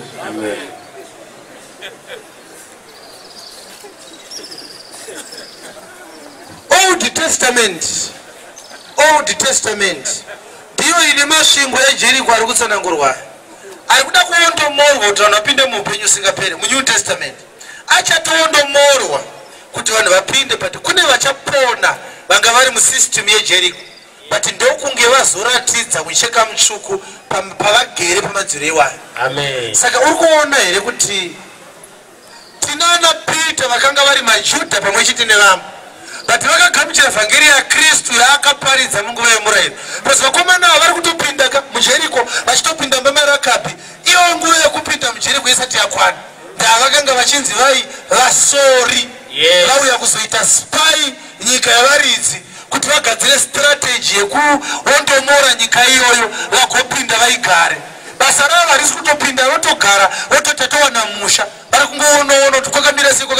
Alright, apa ndo parwiki vadzokera vonoodza Joshua tasvika zvakadai. Saka Kristu asati adestroya Old Testament akatombopinda mairi akaita seakanga achiisora, akainzwisisa maoparetero ayo, akatopinda mutemberi akasvika vaRevhi varimo vachinzi ndo vazodziwa vatsvene vaMwari. Akati vazodziwa vefeki, ini muzodziwa ndauya zvangu, but asati akuburitsa uzodziwa hwangu ndiri mazuva ekusora Jeriko. Ndinopinda chinyararire ndomuna chinyararire. Ndiri kunzwika here? Vanhu vakatoparidzirana Kristu arimo, vakasaziva kuti ndiye Mwari wacho anonamatwa kwaari. Vakanga vakanyararira mazuva ekusora nyika. Hallelujah. But kana vakupinda muJeriko havapinde vachisiya madziro aripo. They destroyed the walls of Jericho. So we have to get used to this understanding. Kuti Old Testament haigoni kurarama concurrently neNew Testament. Kana tichitopinda muNew Testament tinenge tatobvisirwa Old Testament. Dai New Testament, dai Old Testament yanga yakanaka hayaireplacewa. Regai tinzwe magwaro mushe tisafunga tinyatsonzwa shoko raMwari. Ngatinzwe vaHebheru chapter 8 verse 4. Yes. Nokuti dai aiva panyika ungadai usina kuva muprista, nokuti vaprista varipo vanobayira Mwari zvipo sezvinorehwa nomurayiro. Yes. Ivo vanoshumira mufananidzo wemumvuri wezvokudenga. AnaRevhi vaishumira mufananidzo wemumvuri wezviri kudenga, sezvaakarayirwa iye Mozisi oda kuita tabhenekeri, nokuti vakati kudii Mwari? Tarira uite zvose nomufananidzo wakaratidzwa mugomo. Asi zvino vakapiwa basa rakanyanya rokunaka, sezvaari mureveri wesungano inopfuura nokunaka, yakasimbiswa nezvipikirwa zvinopfuura nokunaka. Nokuti dai iya yokutanga, dai sungano yekutanga, dai Old Testament yekutanga yakanga isina chaingapomera, dai yakanga isina defect, isina kukondemwa, yechipiri ingadai isina kuiswapo, isina kutsvakirwa nzvimbo. Ukuizwa yenyewe ombera Kristu maoko. Idzokorodze vhesi kuti munyatsonzwisisa. Nokuti dai iya yokutanga yakanga isina chaingapomerwa, dai Old Testament yakanga isina chaingapomerwa, yechipiri ingadai isina kutsvakirwa nzvimbo, New Testament ingadai isina kutsvakirwa nzvimbo. Timubvise yekutanga muise sabata ipapo. Nokuti dai sabata iya yokutanga yakanga isina chaingapomerwa, yechipiri ingadai isina kutsvakirwa nzvimbo, dai tisina kuzowanirwa zoro nenzira yechipiri. Ndikudzvika here? Saka zviri kutoipedzesa vhesi iyoyo. Nokuti unovapa mhosva achiti, anovapomera vari muOld Testament achiti kudii? Tarirai mazuva anouya. Aiwa, vana musadaro, ngaimbogara pasi. Ngaimbogara pasi nekuti yakora. Wadikanika ndira kuti tinyatsoteerera, nekuti kutaura kwaMwari kunoshamisa. Ndokusaka vanhu vari kutadza kunzwisisa magwaro aMwari, ndavanouya vasina kutumwa. Saka shoko rinoti vangaparidze sei kana vasina kutumwa? Ukasatumwa unorasika zvisingabviri. Mubvunzo wandinawo ini ndewekuti zvanga zvitaurwa naMuparinga izvi, Kristu akauya anomusheka henzi. Tongochova mwanangu kuti Pauro anotomberawo mumaoko zvamamuchite anodzungudza Pauro Hatina kumbosiya taparidza mushonga wakadai. Amen. Gara pasi chamwari. Siyana nazvizvi. Chaga start. Uende kunohodha. Nadzoka kumashure zvishoma. Ndakutonzwisa kuti sei ndiri kuti pane nyaya yakora. Yes. Asi zvino wakapiwa basa rakanyanya kunaka. Aya dzokere pamberi pacho. Nokuti dai iya yokutanga Old Testament yekutanga yakanga isina chaingapomerwa. yakanga isina chainopomerwa. Yechipiri ingadai isina kutsvakirwa. The New Testament would not have been given a place. Nokuti unovapa mhosva achiti Kuti chinzwai manje paakaipomera Old Testament pacho. Handiti yanzi dai isina chayakapomerwa isina kutsiviwa. Kuda kutiudza manje payakapomerwa panoratidzwa magwaro kuti apa Mwari akati testament iyi haina kukwana, testament iyi haiponese vanhu, testament iyi ndimambara. Amen. Ndepapo paakaitaura achipomera. Tarirai mazuva anouya. Tsangidza vhesi iyoyo. Nokuti dai iya yokutanga yakanga isina chaingapomerwa. Yes. Yechipiri ingadai isina kutsvakirwa nzvimbo. Yechipiri haitsvakirwa nzvimbo. Nokuti unovapa mhosva achiti Anovapa mhosva achiti yambonzi iyo ndo ine chipomero yakunzi anovapa. Saka yekunzi testament ndeipi? Murayiro nevanoutedzera wacho vese hanzi anovapa mhosva achiti da kuti mundiudzewo pano kuti kana mazwai akatarwa zvikadzi munhu apiwa mhosva here.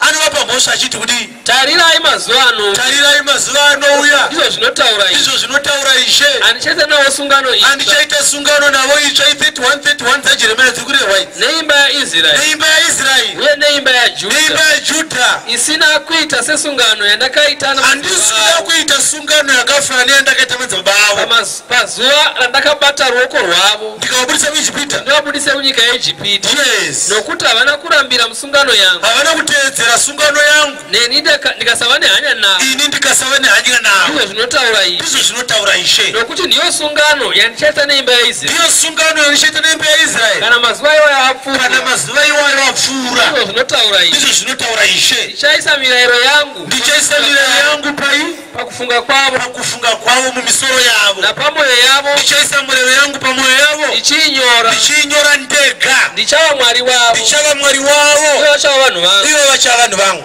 Mumwe nomumwe haangazodzidzisiwo kwake. Hapana need yekuzogara muchidziverengerana murayiro musinagogu mutemberi zvamanga muchiita. Kana mumwe nomumwe hama yake achiti. Hakuna mumwe achazodza hama yake achiti ziva Ishe. Ziva Ishe. Nokuti vose vachandiziva. Nokuti vose vachandiziva. Kubva kumuduku kusvikira kumukuru. Pakati pavo. Nokuti ndichava nengoni nokusarurama kwavo. Right. Uri kuona here kuti Mwari paari kuti hakusisina mumwe achaudza hama yake. Haasi kutaura vanhu vese. Ari kupomera Levi. Ndiye ari kumira pamberi pevanhu achiti ityai Mwari, teedzera murayiro. Obva ati hakusazoda mumwe anoudza vanhu achiti ityai Ishe. Ini ndichaisa mirayiro yangu pamwoyo yavo. Ndichanyora ndega pamwoyo wemunhu wega wega. Ndabva ngiri parava kuparidzwa iko zvinezvi. Mwari ari mukati mako ndiye anorikonfema. This is my gospel. Receive it. Yes. But Levi anoverenga kugara pasi. Vanhu vobuda vochikora mirayiro. Amen. Saka ndipo paari kunzi akaipomera ipapa. Paakangoti ndichaita imwe sungano akanga atoipomera. Nekuti ari kuti pandakapa murayiro vachibva kuIjipita havana kuuteedzera ndikabva ndarega kuita hanya navo. Nyapanguva vari kushaya chibhokisi chaareka vachishaya kuti chiripi chichipinda chibiwa nevahedheni pavari kuparadzirwa chitemberi nana Nebhukadhineza. Havasi kutoziva kuti ndo pari kurehwa naMwari. Handina hanya navo, handina hanya nacho chibhokisi, handina hanya nacho chitemberi ichi. Tine system ndowani yandinoda kugadzira nenguva dzinouya. Chibhokisi chakarurama, chibhokisi hachibatwe, chakabiwa chikaenda. Nanhasi hachizikanwa kwachakaenda. Icho chacho chinonzi chaigara Mwari chakabiwa. Amen. Mwari akabiwa nanhasi asati awanikwa. Izvo anga atsanangura kuti no wanga uri mumvuri wezvinhu chaizvo zviri kudenga. Saka Mozisi paakachigadzira akaenda mugomo Exodus 25 akanzi chenjera kuti ugadzire chibhokisi ichi sezvawaratidzwa chaona chakaita. Akangoratidzwa vision akagadzira chake chefeka dzigadzira chemahumbwe muchiteedzera chaiyo tabernacle isina kuitwa nemaoko evanhu iri mudenga kuno. Shoko robvira kuti zvino Kristu akapinda mutabernacle isina kuitwa nemaoko evanhu. Yes. Iri munzwira here? Amen. Saka tiri kuona kuti yakapomerwa Old Testament ndokusaka yakatsiyiwa neNew Testament. Yes. God found fault in the Old Testament order.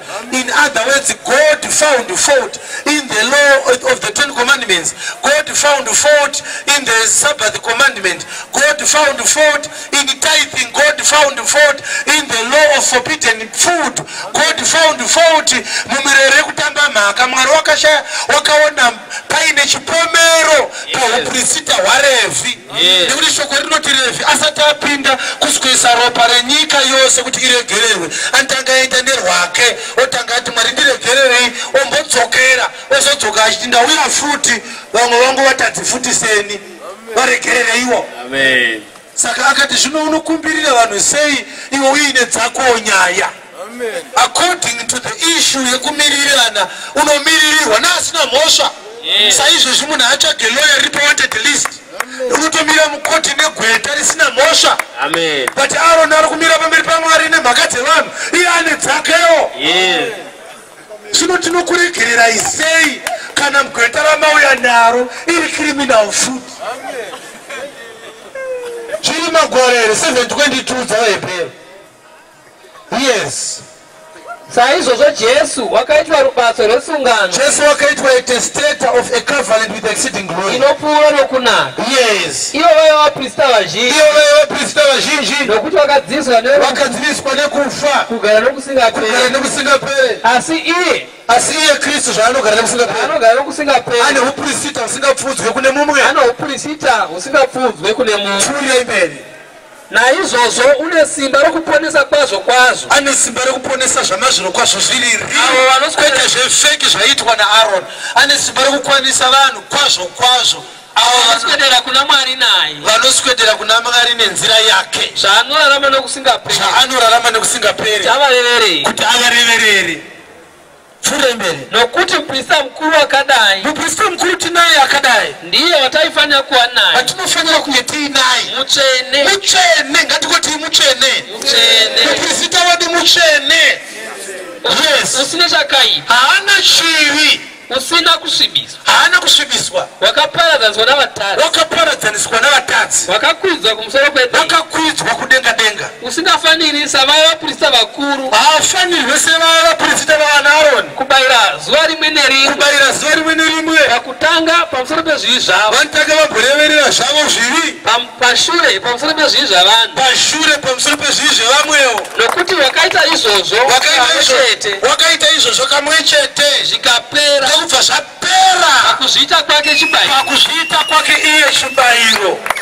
Haleluya. Amen. Ndiri kunzwika. Saka kana Aaron vanotanga vaenda kuna Mwari voti mutati kuonewo pasaidi indiri nhubufuti ndiregerere uda kudzoka manje. Ozonodzoka kuti ndauya manje. This time ndine dzimwewo nhubu dzandasiya panzara. Saka Mwari aiti mahumbwe iwayo akuda gweta rakadaro. Nekuti wapinda mukoti nemusungwa wobotanga wapoitwa iwo the accused. Amen. Wozodira futi woti uri gweta remunhu. Ukangove criminal law society of Zimbabwe inokanzura practicing license rako. Amen. Kana unonzira suspend for 5 years uchimbogadzirisa unhu wako. Aungamirire nhubu babi yako. Yes. Ngatinzwe Hebrews chapter 8 verse 13.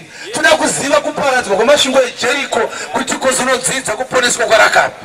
Zvaanoti sungano itsva. Ukanzwa Mwari achiti New Testament. Wakasakadza yokutanga.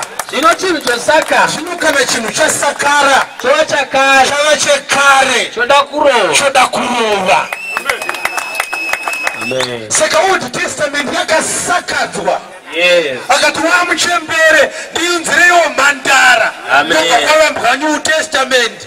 Ikanzi iwe ndiwe uchaponesa vanhu. Wakati isakadza mufunge. Amen.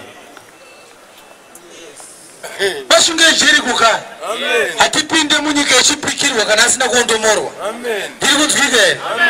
But ndipo pari kugara Rakabi ipapo. ndopa ari kunzwa kuchangopona bedzi kana waisa mucheka mutsvuku. Saka vakanga vari mumurayiro vakaponeswa ndovaya vakagamuchira vhangeri yake yemucheka mutsvuku, vhangeri yeropa rake. Ndova akadhistroya murayiro achibva aita sei avabuditsa mumurayiro akavaponesa. Nekuti akanga atsanangura pachapter 10 yaJohn akati ndini mufudzi akanaka, ndinopinda mumakwai ndovhurirwa dhoo nemuchengeto mukova, ndonotora makwai ndovabuditsa panze ndovaperekedzera kunze. Aitaura kuti ndichapinda mumurayiro ndobuditsa vanenge vanditeerera kunze kwemurayiro ndonovaperekedza ndovatungamirira muNew Testament imomo. Amen. Pavhesi 17 obva ati ndine mamwe makwai andinawo. Vhesi 16 asiri edanga rino. Iwayo ndinofanira kuatora futi ndogadzira danga rimwe chete rinenge riine mufudzi mumwe chete, muine makwai emhando mbiri, makwai eanaya nemamwe makwai andinawo asiri edanga rino. Makwai aireva mahedheni vakatotorwa kuti vapinzwe muNew Testament nekuti vakanga vasiri makwai edanga remurayiro. Zvino kana Jesu akati vahedheni makwai asiri edanga rino makazopinzwa sei muSabata? Amen. Iye achiti ndine mamwe makwai asiri edanga rino. Amen. Ndine mamwe makwai asiri emurayiro waMozisi, ndine mamwe makwai asiri pasi peuprista hwaRevhi, ndine mamwe makwai asiri pasi pesungano yemurayiro waMozisi weropa remakwai. Hatisi makwai edanga iroro. Rega iverengwe vhesi yacho. Na mamwe makwai ndinawo. Mune mamwe makwai kupishe asati ari edanga rino. Haasi edanga rino remurayiro. Na iwo ndofanira kuuya nawo. Ndinofanira zvakare kuti ndinovatora. Achanzwa inzwi rangu. Achanzwa inzwi rangu. Richava boka rimwe. Ndichagadzira danga 1 nemufudzi mumwe. Ndoriya raakati pamusoro peruware urwu ndichavaka kereke yangu. Ndo danga raaida kuzogadzira. Ngatinzwe vaRoma chapter 11. Hallelujah, hallelujah. Ari kutsanangura Pauro pamusoro pekuti vahedheni vari kuponeswa nekuda kwokuti vaJudha vamboramba vhangeri. Regai tinzwe pavhesi 7 yakati rebei, asi ndoda kuti iverengwe vhesi iyoyo yakabvira kunaka zvisingabviri. Hallelujah. Amen. Yes. Zvino tichatiiko? Ndichati kudii? VaIsraeri havana kuwana zvavakanga vachitsvaka, asi vakasanangurwa ndivo vakazviwana. Right, paakaparidza Jesu vaJudha havana kuwana promise yeupenyu husingaperi, vakasanangurwa vakaisa mucheka mutsvuku ndo vakaona ruponeso pakaondomorwa masvingo eJeriko. Vamwe vakaomeswa, ndokubva vamwe vaomeswa mwoyo, sezvaanotaura Pauro achiti ndakuenda nevhangeri kuvahedheni nekuti imi vaJudha shoko maita sei mariramba. Saka Pauro ari kuti aiwa kuoma mwoyo kwavo hakusi kwega, ndiMwari akatovaomesa mwoyo. Inda Mwari akavaomesa mwoyo. Sezvo zvakanyorwa zvichi. Zvakanyorwa zvinzi kudii? Mwari wakavapa mweya wehope. Mwari wakavapa mweya wehope kuti varege kuona nenzeve. Kuti varege kuona nenzeve. Kuti varege kunzwa. Yes. Kusvikira zuva ranhasi. Kusvika zuva ranhasi. naDhavhidhi unoti. Dhavhidhi akainyora mubhuku yeMapisarema. Tafura yavo ngaiitwe rusungo. Ndokubva ati tafura yavo ngaiitwe chii? Musungo neriva. Musungo neriva. Nechigumbuso. Nechigumbuso. Mairanga inoti this gospel of Christ, it is a stumbling block unto the Jews. Saka tafura yavo ndeipi? Ishoko raMwari rakaparidzwa naKristu. Mirimbe mukadzi uya achiti imbwa dzinodya chikafu chinowira pasi, vana vopamba ndo vanodya chingwa chiri patafura. Jesu akanga ati hazvina kufanira kupa chingwa chavanakumbwa. Akati aiwa imbwa dzinozodya kana chingwa chadonha pasi. Vana ndinovaziva havana unhu pakudya kwavo, vanopfachura. Izvo aiparidza mukadzi uya kuti vaJudha tinovaziva, vakanzwa shoko iri vacharipfachura nenharo robva rawira pasi roenda kuvahedheni. Isu vahedheni ticharinhonga pasi tikarigamuchira. Vana vanodya patafura vopfachura, imbwa dzozonhongera pasi. Izvo tafura yairehwa ndeyekunzwa vhangeri raJesu ari pakati pavanhu, ari mumuviri wemunhu. Ndo tafura iyoyo yavakadya chingwa vakapfachura chikawira pasi. Imbwa dzikanzi dzinonhonga pasi, Jesu apenga aramba akadzwa iyi mukadzi aibata revelation yacho zvikati saka mukadzi wako kana zvadai mwana wako anopora. Amen. Wataura nyaya yechokwadi palevel yevana hazviite asi vana vakadonedza pasi imbwa dzinodya uri right saka mwana akupora nekuti kutotaura newe kudai sevaJudha vanga varamba kundinzwa pandabva uku akutora nemuhedheni vatopfachura vana saka wana healing yako shoko ratofamba. Amen. Iri kunzwika here panapa? Yes, ngatinzwe shoko. Nechigumbuso nechinotsiva kwavari titafita iparidzawo meso avo ngaasvibirwe meso avo ngaasvibirwe vasaone mwanakomana waMwari mukotamise misana yavo misi yose ngavakotamiswe vasatarisa kumberi. Zvino ndinoti ndipaurowi vakagumbuswa kuti vave here vakagumbuswa kuti vave here haisva kwete vachaponeswa nenguva dzinotevera asi nokuva kwavo ruponeso rwakasvika kuvaHedheni. umere Kristu muoko uri kuona pane nyaya nekudonha kwavaJudha nekutadza kurigamuchira kwavo ndo chikonzero rakazouyawo kupi vaHedheni. Yes, kuti vamutsirwe godo vakati vaHedheni vatoponeswa vatova Mwari isusu tasara kumashure voita godo vomhanya vodzoka futi voponeswa. Saka chakamirwa kwavari igodo.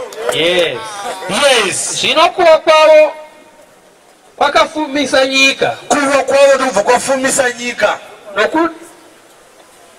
nokutapudzwa kwavo kwakafumisa vaHedheni vakapfumiswa neshoko raMwari zvikuru sei kuzvarwa kwavo kuzvarwa kwavo. Ndinotaura kwamuri imi vaHedheni ndivai nyaya yemupostora waMwari zvandiri muapostora ini tiri muapostora ini kuvaHedheni ini ndinokudza basa rangu zvimwe ndikamutsa godo kune hama yangu kuti ndikaparidzira vaHedheni vakaponeswa. vaJudha vakati kuika mumwe uyu ari kuparidzira vaHedheni ibhuru wedu chidzoka Pauro utiparidzire tondi west time uchiparidzira vaHedheni vomutswa godo voponeswa. ndiponese vamwe vavo nokuti kana kurasva kwavo kuri kuyananiswa kwenyika kana kutadza kugamuchira shoko ravo kuri kuzokonzeresa vaHedheni kuponeswa. kugamuchirwa kwavo kuchavei kugamuchirwa kwavo kuchaveiko asi upenyu pakufa.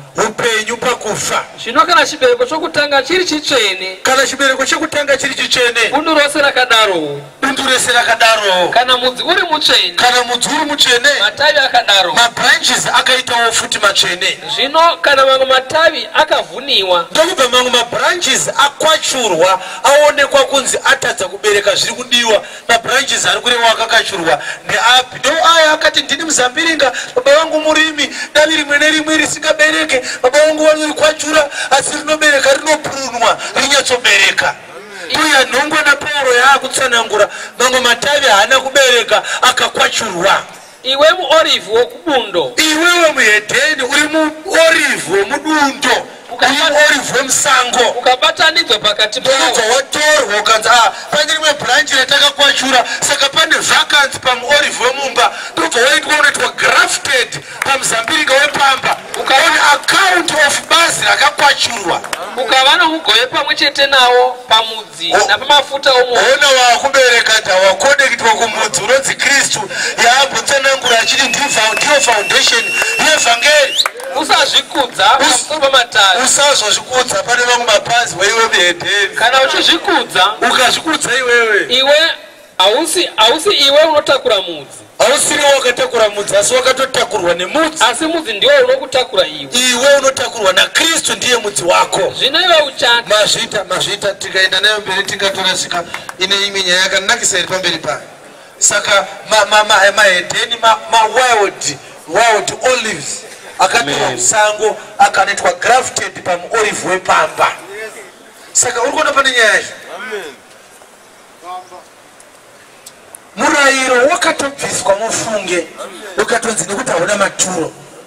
regai tinzwe achitsanangura kubviswa kwomurayiro zvakare mubhuku yavaEfeso chapter 2 regai tinzwe vhesi ya11 ari kutsanangura kubviswa kwomurayiro uye ari kutsanangura zvakare kuti panga paine ruvengo rwakanga rwuriko pakati pevaJudha navaHedheni. vaJudha vachiti vaHedheni imbwa dzakamhora. vaHedheni vakanga vasingamhoresani navaJudha. vaJudha vakanga vasinganwe mvura mutsime rakafanira rinonwiwa nevaHedheni. vaedheni vanga vasingarorwe navajudha vaitotuka zviita vaiparamhaka. Ndo zvakaita kuti mazuva aNehemia paya pazoita nyaya yekudzosera vakadzi vatorwa vakanga varorwa navajudha. Ndo zvakasaka Solomoni anetsana Mwari aroora vakadzi vekuSidoni. Ndo zvakasaka ape akonana Mwari atora Jezebheri. Haleluya, amen. anoti kudii Paulo? Naizvo zvorangarirai imi vaedheni munyama. Imi muri vaedheni panyama kwete pamweya. Pamweya hapana muedheni hapana mujudha. Mainzi vasina kudzingiswa. Mainzi hamuna kudzingiswa ino. Naivo vanonzwa kudzingiswa. Navajudha vekudzingiswa. Kuri munyama kunoitwa nemaoko. Kudzingiswa kwavo vajudha ndekwenyama kunoitwa nemaoko. Kuti nenguva iyo. Nenguva iyo makanga musina Mwari. Makanga musina Kristu. Yes. Muri vatorwa paushe hwaIsraeri. You were aliens in the commonwealth of Israel. Muri vaeni pasungano dzechipikiro. You were strangers in the covenant of the promises. Musine tariro. You had no hope. Musina Mwari panyika. There was no God among the heathens in those days. Asi zvino muna Kristu Jesu imi. Asi manje muna Kristu Jesu imi vaedheni. Makanga muri kure kare. Makanga muri kure kare. Makasendedzwa muropa raKristu. Makaswededzwa muropa raKristu. Nokuti ndiye rugare rwedu. Kristu ndiye rugare rwedu. Iye akaita zvinhu zviviri. Ndiye akaita kuti vaedheni nevajudha chive chinhu chimwe chete. Akaputsa rusvingo. Right, ombera Kristu maoko. Amen. Masvingo eJeriko atinoda kudzidza nezvawo nhasi. Yes. Akaruputsa rusvingo wapakati waiparadzanisa Rakabi naJoshua. Zvaakaparadza munyama yake. Akazviparadzira kupi? Where did he destroy the law? Munyama yake. Munyama yake. Ngatingoti munyama yake. Nyama yake. Kumanaka. Rimwe zuva kune rimwe gava rinonzi Kenneth Hagins. Akanga achiparidza paTV state of the art equipment. Ndokubva avhurisa vhesi iyoyi, akavhurisa dziri mbiri. Akavhurisa futi imwe iri pana Colossians chapter 2 verse 13. Imbobva ipapo tinodzoka pambari. Achitsanangura nyaya yekuti Christ destroyed the law on his body. Verengai munzwe. Nemi ivi makanga makafa vakarika kwenyu. You were dead in your sins. Napakusadzingiswa kwenyama iyi. In the uncircumcision of your flesh. Wakakupai upenyu pamwe chete. Christ gave you life together with him. Akatikanganira kudarika kwedu. He forgave all our transgressions. Akadzima rugwaro. He blotted out the handwriting of ordinances that were against us. Pazvirevo zvangu. In its ordinances. Uchipesana nesu. It oppressed us. Akarubvisa iro pakati pedu. He took it out of the way. Akarovera pamuchinji. Nailing it to the cross. Akaparadza vabati namasimba. Right. Kenneth Hagins. You see, the Bible is very amazing. No matter what, it's a very tough one. The Bible is very amazing, my brethren. The Bible is telling us that Jesus destroyed the law and nailing it to the cross. We don't even know how it happens. We don't know how it happened, but it happened. You see, this is amazing. We are a free people because somehow he destroyed the law. Achitoparidza achitatizive saka uri kuita ipamberi pedu kana usingazive gara pasi. Amen. Usekei ukutoudza kuti hausi kuziva kuti Kristu akadestroya murayiro sei. Saka uri kutaura kuti kudii? What exactly are you saying? But ndo pacho pari kutosidzwa mamillions ipa television station ite sei ifambe. Manje rukaita runotsano iri kuenda paTV potential kwa manje taura dzichasangana. Amen. Hallelujah, hallelujah. Amen. Dzichasangana poto yesadza neshoko. Yes. Ndokutaura kudani anonzwa zvotero. Amen. Ukamona Paulo akasvika nayo poto yeshoko paariyo pago shamwari pakanyorwa kuti kuna Mwari asingazivikanwe akati tapinda takuitsanangura yaMwari asingazivikanwe. Tinomuziva Mwari uibvunza isu. Nikusvika shoko iyoyi. Nekuti vanofunga kuti there is a software yakadesignwa naSatan yekuti nhema ndo dzinowana vanodzisponsor. Chokwadi chinotatarika kuti chifambe. But not in the abundance of the grace of God. Kuchasimudzwa varume nevakadzi vanoti chokwadi ngachifambe. Ngariende vhangeri kumapirimane enyika. Hallelujah, hallelujah. Yes. Amuzviziva Kenneth Hagins kuti wakadestroya sei izvo shoko Luke chapter 7 akati hakuna kana piece 1 yemurayiro isiri kuzozadziswa. Not even one jot of the law will fail to be fulfilled. Saka uchiona musi wano but wano zvarwa 8 days later, Luke chapter 2 verse 21, shoko rinoti akadzingiswa. Achingozvarwa bedzi akatanga kutora mirero yese achiisa munyama yake. Tiri kunzwika here? Akati murero unoti Levhitiko 12 kana mwana akazvarwa ari mukomana zuva rechi8 rekuzvarwa kwake ngaachekwe. Akati Josefa ndicheke nditori the law of circumcision tuise pamurero pamuviri wangu. Sabata rinobatwa rini svika zvinobatwa Saturday zvikanzi handei tinoribata titori murero wesabata ndiise pamuviri wangu. Haleluya, haleluya, haleluya. Tiri kunzwika here? Akati ndiri kunzwa kuti munobata Paseka panapa. Ini ndinigwaire Paseka rechokwadi. Handei kupaseka. Ndinodya chidyo ndiri ikoko. Ndichibva ikoko straight kugadheni reGetsemani. Haleluya, haleluya. Kusvikira achipinda mugadheni reGetsemani akanokorosa rimwe rwizi runonzi Kidron Valley. Chava muKidron Valley ndomanga muine karodhi kakagadzirwa kanobva patemberi yaSolomoni achienda kunorasira magufu etsvina dzinobuda mutemberi kana vauraya gwai kuti nyika iregererwe. Nyamba zvinhu zvese zviri kuyerera zvinounganidzwa muKidron Valley. Akati ndapinda muKidron Valley ndakutakura matadzo ana Abrahamu naana Dhavhidhi naana Solomoni. Haleluya, haleluya. Saka Pauro achiparidza anoti wakaroverera rugwaro rwaipikisana nesu pamuchinjikwa. Izvo vari kumuitira hasha vachida kumurovera havasi kuzoti naiye ndiye atoronga kuti ngaurovererwa muviri uyu. Ndandopa ndatutira murayiro wese. Ndikadhistroya murayiro ndadhistroya masvingo aJeriko. Ndiri kunzwika here?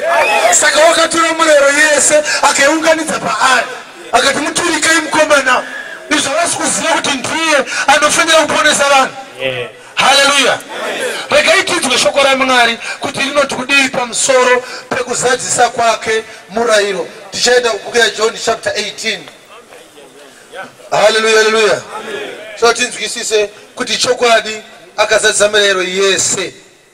Ndo zviri kuramba kana vamwe vedu kana kuti zvavasiri kunzwisisa. Asi tambotaura paya tikaonesana pachena kuti kwete havasi vamwe vedu. John chapter 19. Hallelujah. Makava.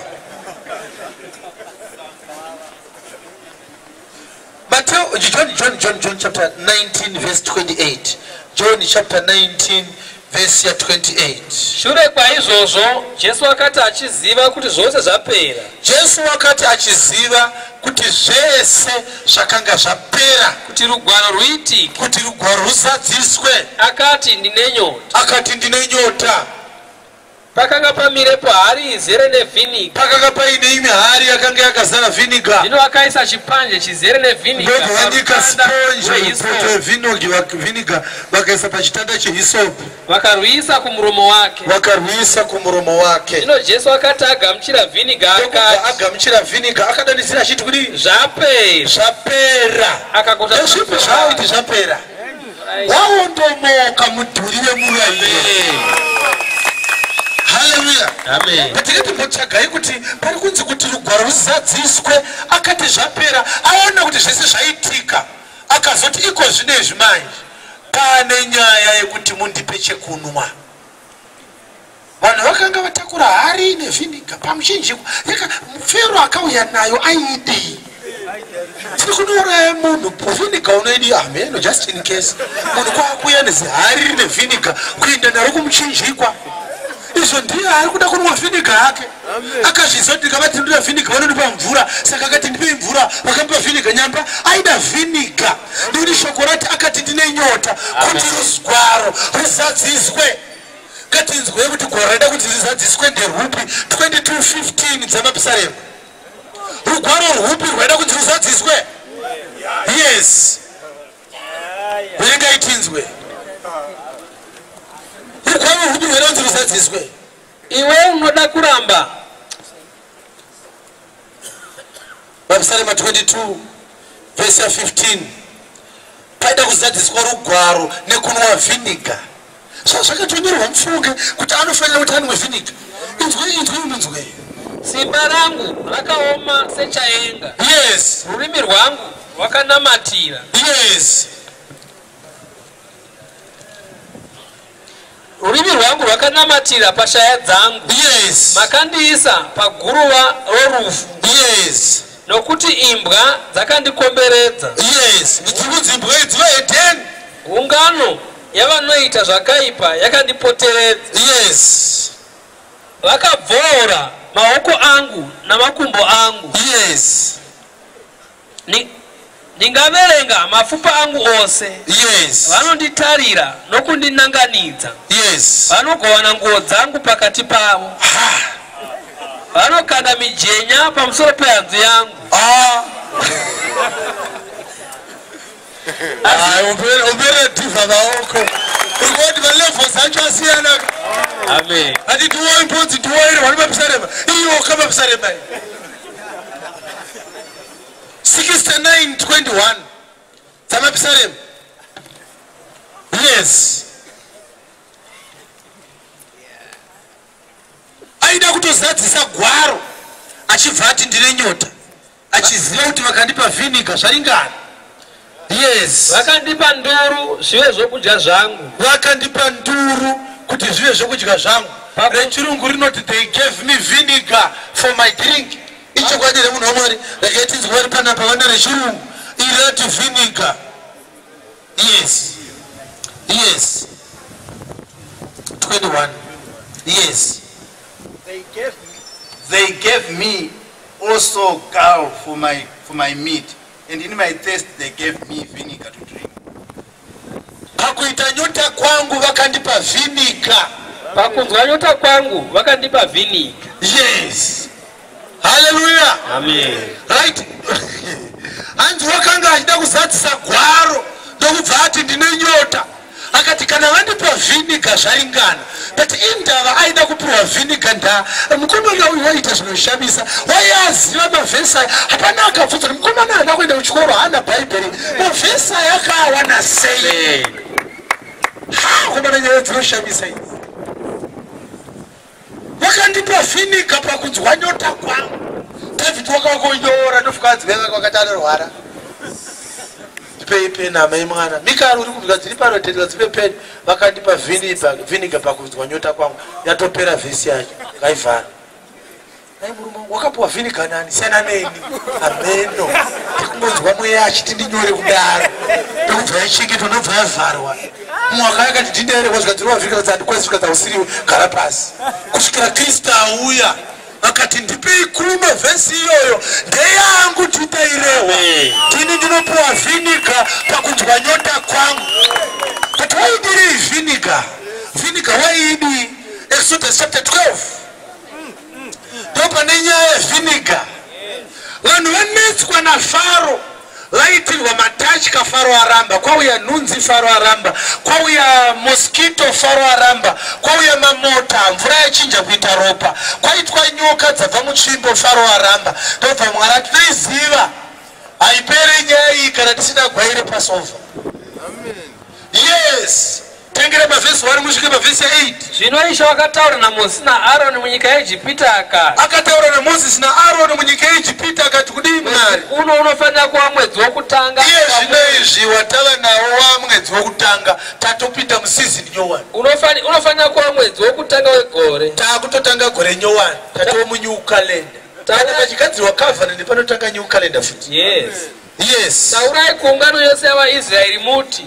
Mozisi taura neIsraeri kuti kudii? Nomusi wegumi womwedzi uno mumwe nomumwe ngaatore gwayana vachiverenga dzimba dzemadzibaba avo. Ngavatore chii?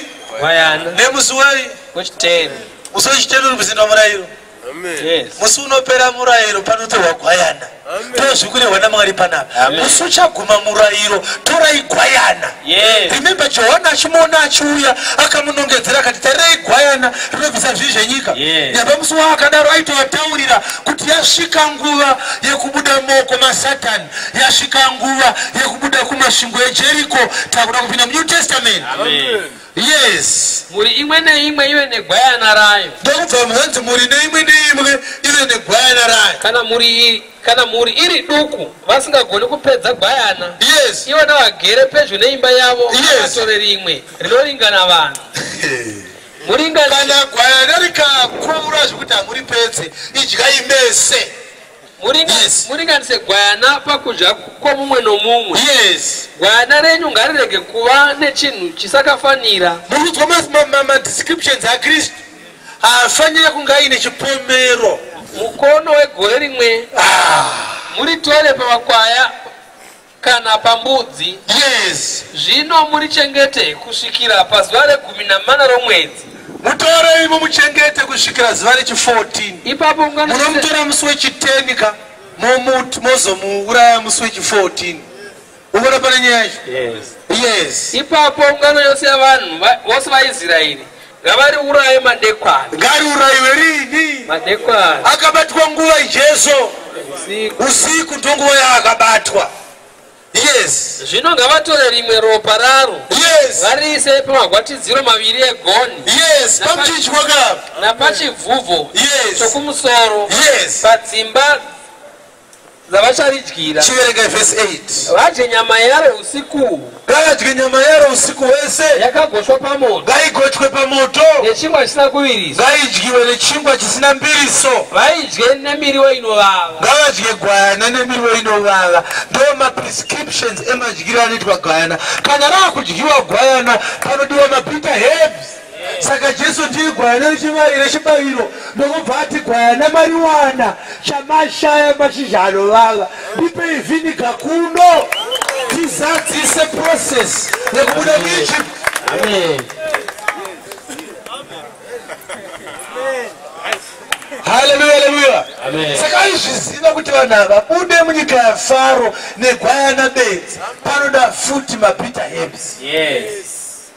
Vhiniga ndipei ndizadzise magwaro. Tinotomore masvingo manje manje.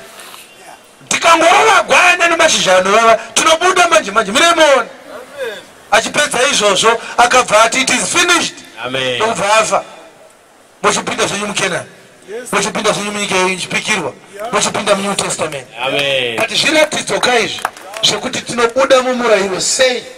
Unofanira kuti uzadziswe murayiro wacho. Haungobudwa mauri just like that. Saka Kristu wakati ndinouzadzisa wese hapana kana one piece yemurayiro isingazadziswe. Hallelujah. Icho kwadi here kuti Jesu ndiye gwai redu rechipiriso chechivi. Vakorinde vekutanga chapter 5. Hallelujah. Toda kuona kuti is it true that Christ indeed is our Passover lamb? Hallelujah.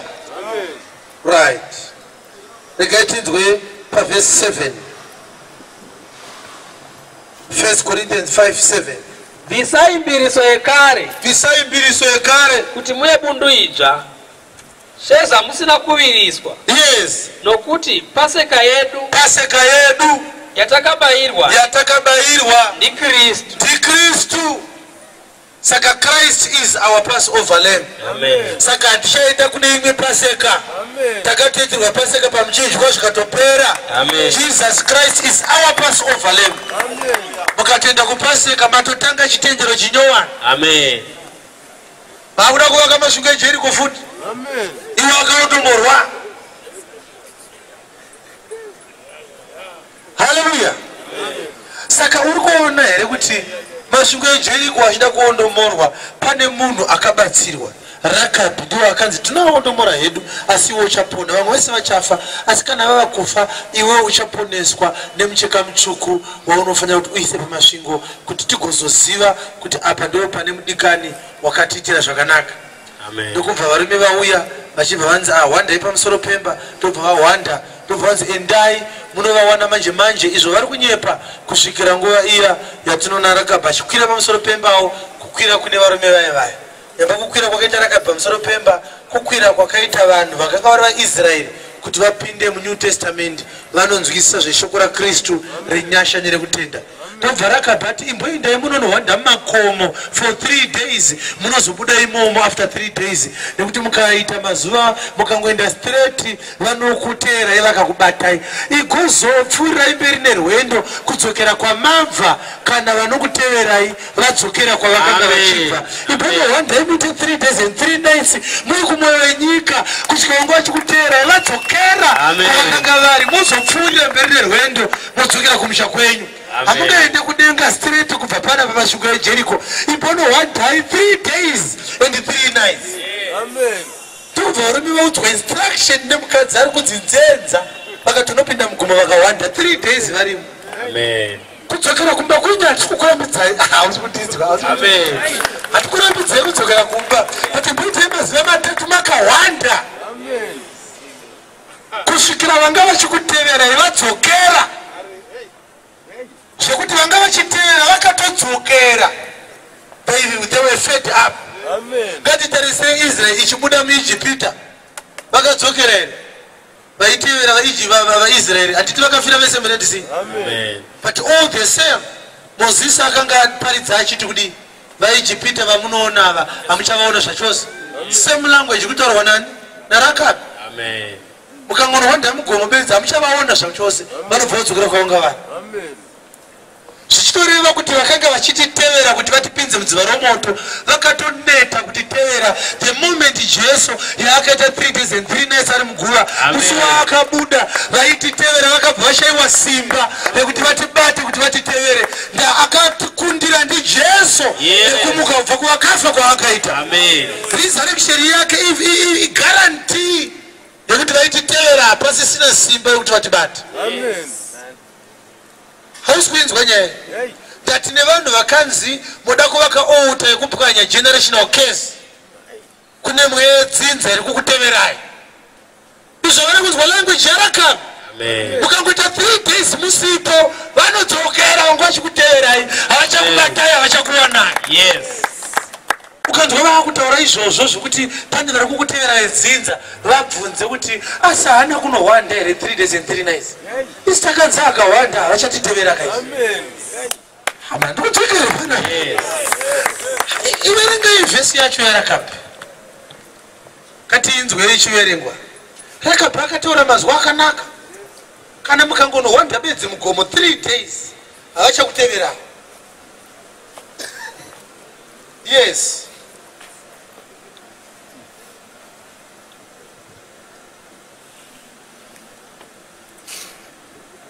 haleluya iri kunzwika here verenge kubva pavhesi ya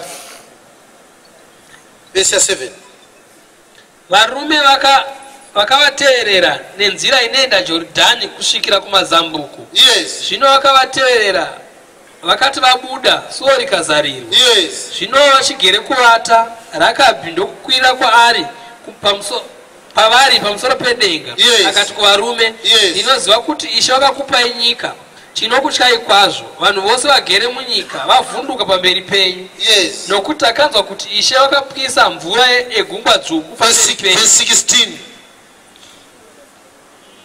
akati kwavari tizirai henyu kumakomo kuti vateveri varege kusongana nemi muvandepo mazuva 3 kusvikira vateveri vadzoka pashure mungaenda henyu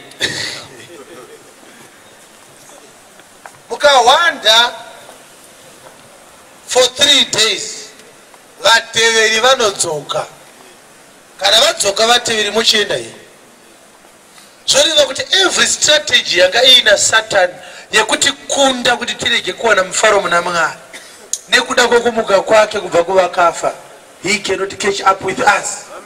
Provided we listen to his gospel, the pursuers will never catch with us. Why? Because of the 3 days that he was in the mountain, for the 3 days that he was in hiding. Akabuda akamukuhanda kwacho. Vanhu vaPirato vakatoya vakapupura kutamuka. Hallelujah. Tiri kunzwika here? Ndakuda zvakare kuti tiende pavhesi ya 21 ya Joshua chapter 6.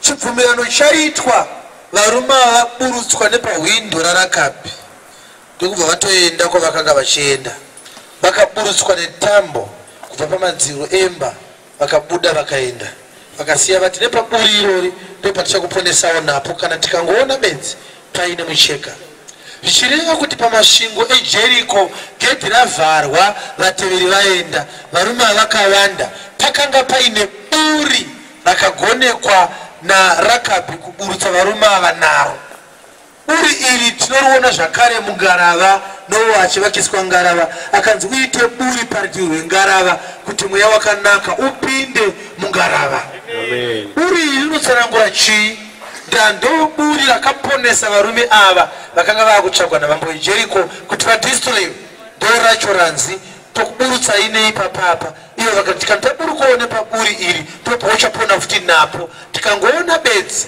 paine mucheka mutsvuku paburi irori buri riri pamadziro emurayiro iburi rerutsi rinoti guta ravharwa paitwa kukombwa kwokuti vakangoonekwa bedzi ngavabatwe vaendwe navo kuna mambo asi pakawanikwa gap pakawanikwa windo pamadziro emba yaRakabi vanhu vakaburutswa nepawindo iroro windo iroro rinotsanangura chii what is the meaning of that window kana tichitaura nezveburi tiri kutaura access to the outside world tiri kutaura gepi rekubuda naro haleluya haleluya ndiri munzwika here ha tativhangeri inonzi ndeRakabi gap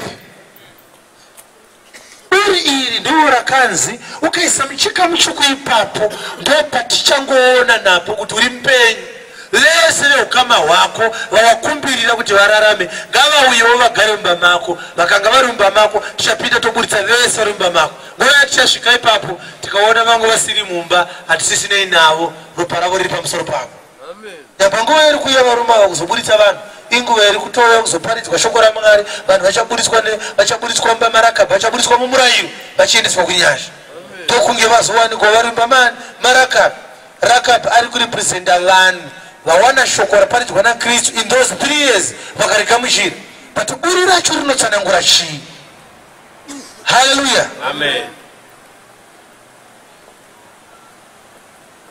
unozviziva here kuti vhangeri iyi haimbofa yakakuponesa kana ukasanzwisa nyaya yeburiro because ndo pari kunzi varume vari kugara mumba maRakabi vakaburitswa kudzokera kuguta ravo kana kuti kusango kwavari kuna Joshua nepaburi irori ndo pacho futi pari kusungirirwa mucheka mutsvuku amen haleluya amen pari kuda kunzi paonekwe paine kachira kari kurohwa nemhepo so woti Jeriko tichariparadza rese asi vanogara paburi irori ndo vatichaponesa there is a mark that is given into our lives by the Lord kuti shoko raMwari parinoparidzwa unonzwa zvichinzi vanoponeswa vanotenda kwariri ndo vaya vanga vakanyorwa kare mubhuku yeupenyu even hwaro hwenyika ino husati hwavambwa Mwari akatosika nyika aitori nelisti kare revachaponesa saka buri irori unoriona kuti rinotsanangura conviction yakaiswa naMwari muvana vaMwari inogara kuspiriti yako shoko rikaparidzwa so hana yako inokutaura kuti no ndakambodzwa vhangeri but this is not an ordinary gospel this gospel belongs to the Lord remember paburi ipapo ndo pari kunzi ngapasungirwe micheka kuti kuzoponeswa nekuti kumweya yedu kana nyika ino yakuparadzwa sekuparadzwa kuchaitwa Jeriko Kristu achauya nevakohwi vachazosunga vakanga vachinzi masawi kuvaisa muzvibhanduru masawi ndevapi vanhu vasina kusungirira micheka mutsvuku pawindo ravo ivhangeri ropa raJesu Kristu ndiwo mucheka mutsvuku windo rako mweya wako haleluya haleluya nekuti ndo pacho pauchasungirira ivhangeri yaMwari varume vachadestroya nyika inoi vanenge vachingocheka kuti pane mucheka mutsvuku here the same thing chakaitwa pakabudwa muEgypt pakanzi zorai ropa pamakwatidziro patinenge taona ropa pamadhoo mutumwa werufu akaona ropa achapfuura ropa akauya zita rekuti Passover aita akaona ropa obva aita Passover into the next half hazvina basa kuti iwe uri muIsraeri uri muHebheru unogara muGoshen. Mutumwa haazi kutsvaga nationality, haazi kutsvaga language yaunotaura, haazi kutsvaga height yako, haazi kutsvaga kunzwisisa kwako. Ari kuti iye makanzi muzore ropa, kana pasina ropa unofa bedzi. Amen.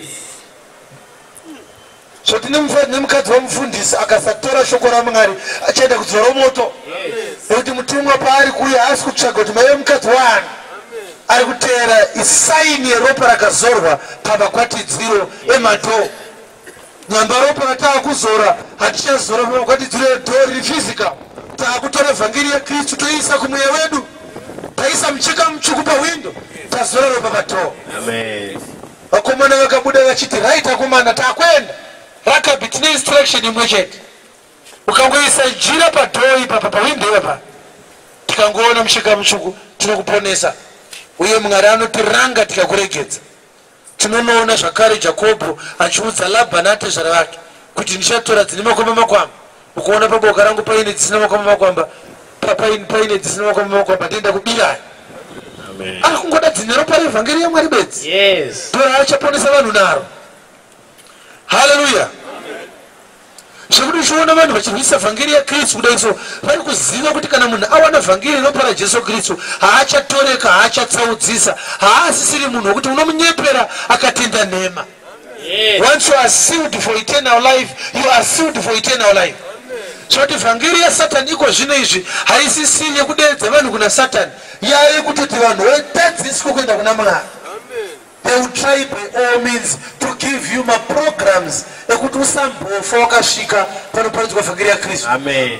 Saka uchoti izvozvi kana usiri muofisi uri mukombi uri kuenda kumba, kana usiri mukombi uri kuona Bhaka neBayern Munich, kana usiri ipapo uri kuwatsura, kana usiri ipapo uri kuona sabhuku vhara zipi, ari kutiraya Satani kukupa everything chaangakupe urege kana kuwana mukana mumwe chete wekumbonzwa shoko raMwari richiparidzwa. Anoziva kuti ukangosangana nevarume ava ukaziva kuti nyaya yekuponeswa inongoda mucheka mutsvuku, hapana pauchaparara napo. Kana vatadza kuentertaina nasabhuku vhara zipi, vanouya votaura nyambo vachiti haleluya. Amen. Iwe unofunga kuti vhangeri ndapaiswa in Jesus name. Izvo ingano dzechemberi. Hallelujah. Amen. Handei kuchapter 6. Tiende kunonzwa kuti zvii zvakazoitika. Vakaparadza chose nomunondo unopinza zvose zvakanga zviri muguta. Manzwa kuti chakaparadza Jeriko chii? Munondo unopinza. Uri kuona kuti nyaya yacho ndeyeshoko raMwari. Dana Pauro vachiparidza kuti ibvai kuzvifananidzo, vari kudestroy idolatry vachishandisa munondo weshoko raMwari. Izvi zvichiudza vanhu kuti budai kumurayiro, hamuponeswi nemurayiro. Chiri kuparadza chose zvifananidzo nemunondo weshoko raMwari. Yes. Varume navakadzi, vaduku navakuru, nenzombe namakwai nembongoro. Yes. Joshua akati kuvarume vaviri vakanga vandoshora nyika, pindai muimba yechifeve, mubudise mukadzi nezvose zvaanazvo sezvamakapika kwaari. Zvino majaya iwayo vashori vakapinda vakabudisa Rakabhi nababa vake namai vake nhanzva dzake nezvose zvakanga anazvo, vakabudisa hama dzake dzose, vakavaisa kunze kwemisasa yaIsraeri. Unoona kuti patinosvika pachapter 6 ipapa, Joshua anenge ava mucherechedzi waKristu. Vashori vaviri vanenge vavanyasha nekutenda. Amen. Ndo vakunzi pindai mumba meRakabhi munomubuditsa imomo nevanhu veimba yake sezvamakamupikira. Because even Jesu paakaparidza those 3 years akaparidza because of love, grace and faith. Akatoparidza nyasha nekuti aiti kune munhu kutenda kwako kuponesa, aitotaura kuti mukadzi waregerwa zvinhu zvako, dzakanga dziri nyasha idzodzo. Kutenda ndokwaiponesa vanhu nako. Unotenda nezvakanzi ndinotenda ndibatsire pakusatenda kwangu. Kuold Testament hakuna kutenda. Inda vakaponesa vanhu nekutenda, iye nyasha dzanga dzavapo. Vakomana vaviri vaakanga atuma kuzosora nyika. Imbopinda inyasha nekutenda muungano yaIsraeri, munduudza kuti munogona here kuponesa vanhu nadzo. Ndobva abuda mukufa kwako, mukuguva akabuda kubva kuvakafa, achiziva kuti ndine promise yandakapa vaJudha pamusoro pekutenda nenyasha. Akati minyasha nekutenda chiendai zvakare muungano yaIsraeri, munoburitsa makanga makapikira kuburitsa mumurayiro, muvaunze kuno kunyasha sezvamakavapikira. Amen. Iye Joshua hana kupinda akazotuma vakomana veve vanga atuma zvakare. Haleluya. Amen. Saka uchaona kuti there are three things that are under a serious threat. Chiri under a serious threat chekutanga ndi Kristu wacho. Every day vashumiri vari kusimuka nevari kuparidza kana vaine chinhu chavanotanga kutsika-tsika kudaiso vanotanga kutsika Kristu wacho nyakuvaponesa. Saka uchiona Peter anoti vachishandukira naye kuti hatiponeswe nekugona kwedu, tinoponeswa nebasa rakaitwa naJesu Kristu. And every time preachers are coming, they are training us to get salvation, healing, prosperity, blessings through the works of our own hands. Ukatoona wanziita chakati kuti Mwari akuitire chakati, watotsika-tsika nyasha. Saka uchinzwa Paul achiti, I do not frustrate the grace of God, for if righteousness comes by faith, by the law, Christ died in vain. Saka Paul kutsika-tsika nyasha kudaiso ukutoti Kristu akafa pasina. Amen. Hallelujah. But mukadzi uyo haana kuuraya varume vari vaviri. Neither did she open up to these men sent by the king. Akati ndinavo varume ava ndavawanisa pamusoro. Akatoti handivazive, vabuda vakaenda vatevere munovabata. Akasara achikwira kwavari akati ndakuitirai zvakanaka muzondiponesa. Hallelujah. Amen. Haana kuvaitira zvakaipa, haana kufunga kuita upombwe hwake navo. Akazoti nosibovata nevarume ava havasi type yekuvata navo. Saka unoona Kristu achisangana nemukadzi wepaSamaria patsime raJakobho yakanga iri nzenza, akataura naye, haana kuvata naye. Akazorwa mafuta naMaria anonzi akanga ari nzenza, haana kuvata naye. Ndavaiziva kuti auya uyu haana kufanana nevamwe vese. Uyu muzodzi wavo ari muponesi wedu. Haleluya. Ndiri kuzwika here? Kusavata kwaRakabi nevarume ava kunotsanangura reference. Akavaremekedza. Hallelujah. Ndio zvinoreva kuti reverend zvinoreva kuti kuremekedzwa. Azvireva kuti pastor rakagadzirwa from the word revere, which means to respect, to honor. Rinogadzirwa kuti reverence, kuremekedza. Reverend, muremekedzwa. Hazvina kana chaMwari mukati kuremekedzwa wavo. But pastor, reverend hazvirevi mushumiri. Kansela tinoremekedzwa, muremekedzwa wekanzuru. Kuti hamuzizive. Ndokusaka Mwari wakatipa murayiro kuti tishumire shoko rake. Unotipa shoko kuti tiratidzane chokwadi. Amen. Ngatisumukei.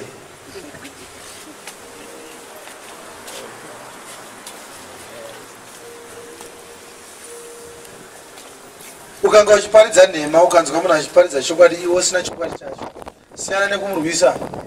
Kuparidza nhema wakanyarara. Nokuti unosvika pakuwasangana nemwe mibvunzo yaunoshaya ansa kwairi. Haleluya. Taibvunza mumwe murume aiti imi munoparidza agenesi vamwe vashumiri muchiti maspiritual fathers akaipa, ingawani Timothy anga ari spiritual son yaPauro.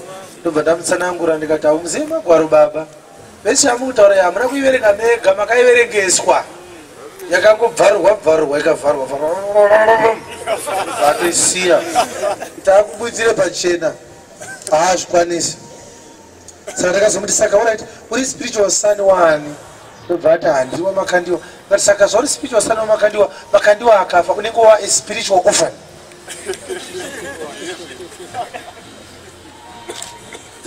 Ufanyi.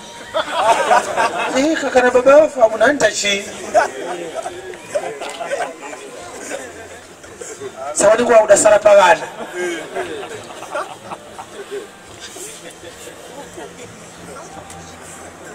Ndinochindi unobvunza ipapo. Mazina asina kuvafunga ipo, ndotini unobvunza. Saka ndakazokuti saka wangu wasina kuzvifunga, wangu wachifunga kuti vachararama nekusingaperere. Uzocha from manyi. Be ready to be an orphan. Isi vhangeri yaKristu ndiyo yega inoponesa. Ndiyo yatinofanya kusungirira pamweya yedu. Nokuti kune varume vachauya vaine minondo kuzobaya vose vanovhiringidza shoko raMwari. vose vakaramba evhangeri yaKristu vachaiswa mudzoro moto. Only those with the word of God which is received through grace and faith ndivo vachanzi vachaponeswa. Jesu anotozviziva kuti ndakatuma vakomana kunosora nyika, vakomana ivavo kana ndava kudhistroya nyika ndivo vandichati futi iwe nyasha nekutenda ndiratidza vakomana vavo kapikira upenyu usingaperi. Vonongedzera uyu Rakabu neimba yake, because eventually uchazoona kuti Rakabu achikumbirira vamwe vese vedzinza rake akanga akumira semucherechedzo weNew Testament iri kutaura naKristu kuti kana waakuponesa ini ponesa vese vari mumba mangu, baba vangu naamai vangu nevana vangu. Baba vakanga vachirehwa, vanhu vakanga vazviita mafathers echitendero chakanga chiriko Kristu asati auya, vari kunzi kana vatenda havo kuuya muNew Testament unovaponesa. Nyasha nekutenda dzikasiyana dzaporomisa kuti tinovaponesa on one condition: tikaona vari mumba mako vachidya chikafu chako, vachigara mumba mako vachidzidziswa newedzidziso dzako, uvatsanangurire kuti wakatichengeta sei, uvatsanangurire takakurayira sei kuti uchaponeswa sei. Saka kuwanikwa muri mumba maRakabi ndokuti muponeswe, kuwanikwa muri muNew Testament makachengeteka neshoko raMwari. Ndo maachapinda mukomana uyo nemumwe wake vachinongedzera uyu neuyu. Rakabi ndivesava ndeveimba yangu. Woenda naye kuna Joshua kuti aiti Ishe, iri ndo dzinza rajira Rakabi, ndo mhuri yaRakabi. Zvinoreva kuti mchiri kwamakanga musina mumwe murume akasvinukawo aigona kudhira nevarume ava nenzira yechirume. Inda Mwari akasarudza nzenza yechikadzi kuti mukadzi anopinda chechi ringe riri yechechi rinoparidzwa. Vanhu vachasvikirwa vari muNew Testament, vanhu vachasvikirwa vari mumba memukadzi anonzi Rakabi. Tiri kunzwika here? Hapasi kudiwa murume apa, murume ndiKristu, ndiye Joshua wacho. Saka ada kutora mukadzi kuti apinde muwanano naye. Ndokunge tiine mucheka mutsvuku watasungirira pawindo. Haleluya. Ende mucheka mutsvuku unogona kubvaruka, oda kupota uchitariswa kunza uzosununguka here. Ende vakomana havana kusei vataura dhete ravari kuuya kuti Rakabi asungirire mucheka mutsvuku makusenani. Vachingobuda varume ava ndo time yekuti usungirira mucheka mutsvuku. Vari unoti vachingosvika musiwo obva vatodzoka. Havana kusei vataura dhete rekuita sei rekudzoka. NdaKristu akati musi waanouya hamumuzive, anouya sembavha. Garai makarindira, garai makachenjera. Saka hatina dhete ratinoti kana mazuva ekuuya kwaJesu aakukwana tozoenda kunotsvaga shoko rake.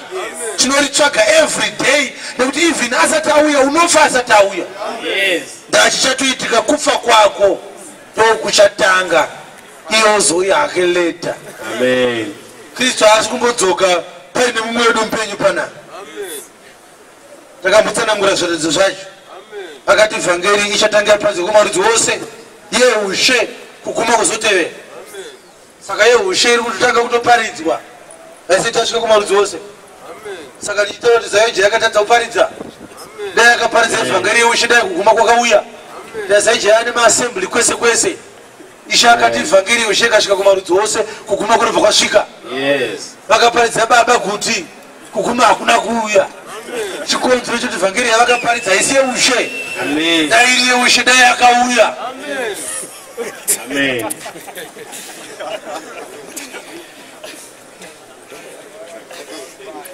Inofanira kutoenda kunyika dzose ivhangeri yeushe, ipapo kuguma kuzotevera. Haleluya. Saka iri kutotanga kuparidzwa. Indi kuparidza kuboka diki pana pa Mwari kuparidza variko, handisi ndega vari kuparidza vhangeri yeushe variko, but iri kutotanga kutoparidzwa. Haleluya. Saka haisati yakusvika kumarudzi wose nechikonzero ichocho iwe uchatanga kuenda asati auya. Saka zvaungatoita izvezvi kutosungirira mucheka now. Kana izvezvi wanga uchienda kushaini wotomira. Sati mboparidza kuti kunamata mwoyo wako chero chechi yawaenda, baba vakachenjera havangoendesa mwana kuchikoro chese chese, vatanga vacheka. Is it registered the Ministry of Education? Haleluya. Kana uchienda kushiraini wotorega, wouya kuna Kristu wonyoresa zita rako, wosungirira mucheka wako mutsvuku papi? Pawindo. Ipapo ndo pakabuda nevakomana. Haleluya. Ndiri kunzwika here? Topane nyaya. Saka munomwe wepari wewe unogona kuidzwa nyaya yatitika oshaya mucheka mutsvuku osukirira wegreen wasungirira zvako mucheka but kala haisiri chii chaitika uri kusikotsvairwa vakomana vakanga vataira kuti mucheka watiinawo palapa ndewered ndo watiri kuda saka uchiona pakasarudzwa mazambiringa anorepresenta ropa yajesu ndaukatasa mazambiringa ane kala yeropa zvinhu zvacho zvinotoda ropa chairo zvinotoda vhangeri chaiyo yeropa remwanakomana wamwari saka micheka yawandisa asi wered uri kunetsa kuwana paufa pane mucheka mutema paphd pane mucheka wewhite haya white ndo yakawanda enda kwamarange uona nekuine manapukeni akadaiso varume vanguru vachifamba kunge vakazviitira vachinezi vakapfeka mucheka wewhite izvi parudiwa mucheka mutsvuku haleluya pasalvation army pane wecream pahwisiri pane wered newhite neblack izvi pari kukudiwa wered beds apa wered wacho ndewemweya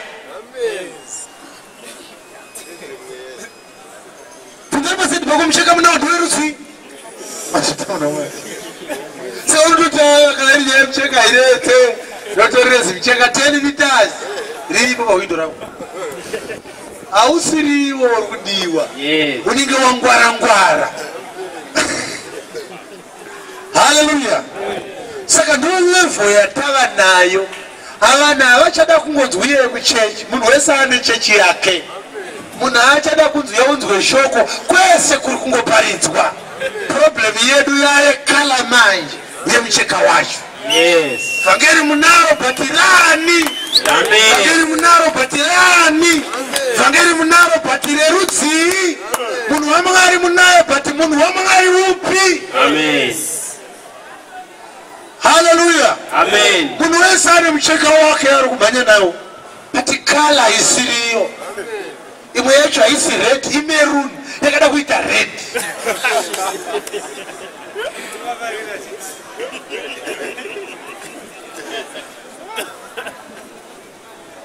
saka chavari kuita mazuva ano vari kukurumidza kubatisa mucheka zvinezi taakuzviziva kuti secret yavapo haisisiri pakuti munhu ane mucheka here yakuda kutoziva kala yacho manje yemucheka waina what kind of a cloth material do you have haleluya mumwe maunzwa uchisimudzwa pana patisatauya wekaki mucheka wangu ukasimudzwa namuparinga kudaisi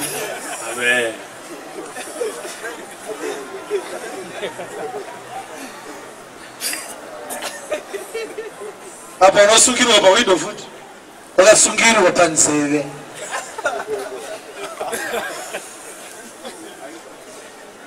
hanzi ndo windo racho now we don't want to have this kind of an attitude yekuti vashumiri vanofunga kuti we hate them because we say kuti zvakati zvavari zvasirizvo. We don't say that out of hatred. As I stand now, I don't have any personal feeling towards Mparinga. Kana magaya kana makandiwa kwete. Kana ndikataura mazita avo kudai so ndotaura ndakasununguka ndiboro wane hari. Nekuti zvirimo mushoko raMwari. Amen. Chandinacho ndechekuti kana ivo vachitya Mwari ngavaresponde kuvhangeri. Vataure kuti no, zvakati zvatiri kuita zviri correct. Nekuti shoko raMwari rinoti zvakati. Zvinoperenga abva ati kwete hazvimo mushoko irevelation. Inenge yava revelation yeyi.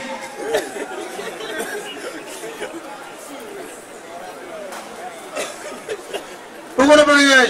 Yes. Kuti motikara imo mBhaibheri inda ushinamata uchikumbira kuna Mwari zvinhu zvakashikanirwa ari kuramba kukota magwaro ngatirege kungoti zvakanyorwa ndati kukumbira motokari isina kunyorwa. That was his explanation. I don't know how somebody would clap hands to such hogwash. Amen. I don't find it. It's beyond just being an error. It goes to a level where somebody is not even fearing God to say something that is contradictory to scripture. Kana uchiti wewe hazina basa kuti zvakanyorwa kuti hazvina revelation. What are you saying? Iye Paulo achiti chenjerai kuti murege kupfuura zvakanyorwa. Amen.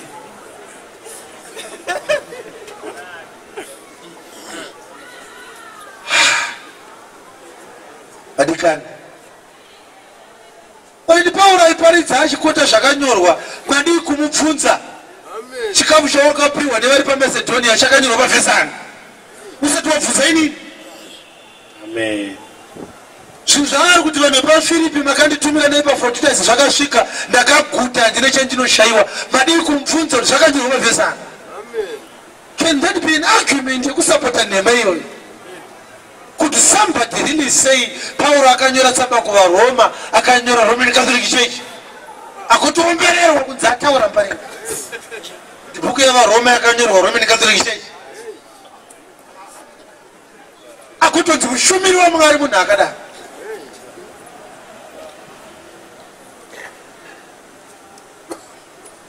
Hallelujah. Amen. We are preaching so that ukatoona kuti pane pandakaipotsa. It's not something bad to humble yourself. Noti nyasha dzinosiyana dzatakapiwa. Saka chidzwa Paulo achiti pandakagoverwa nyasha napo.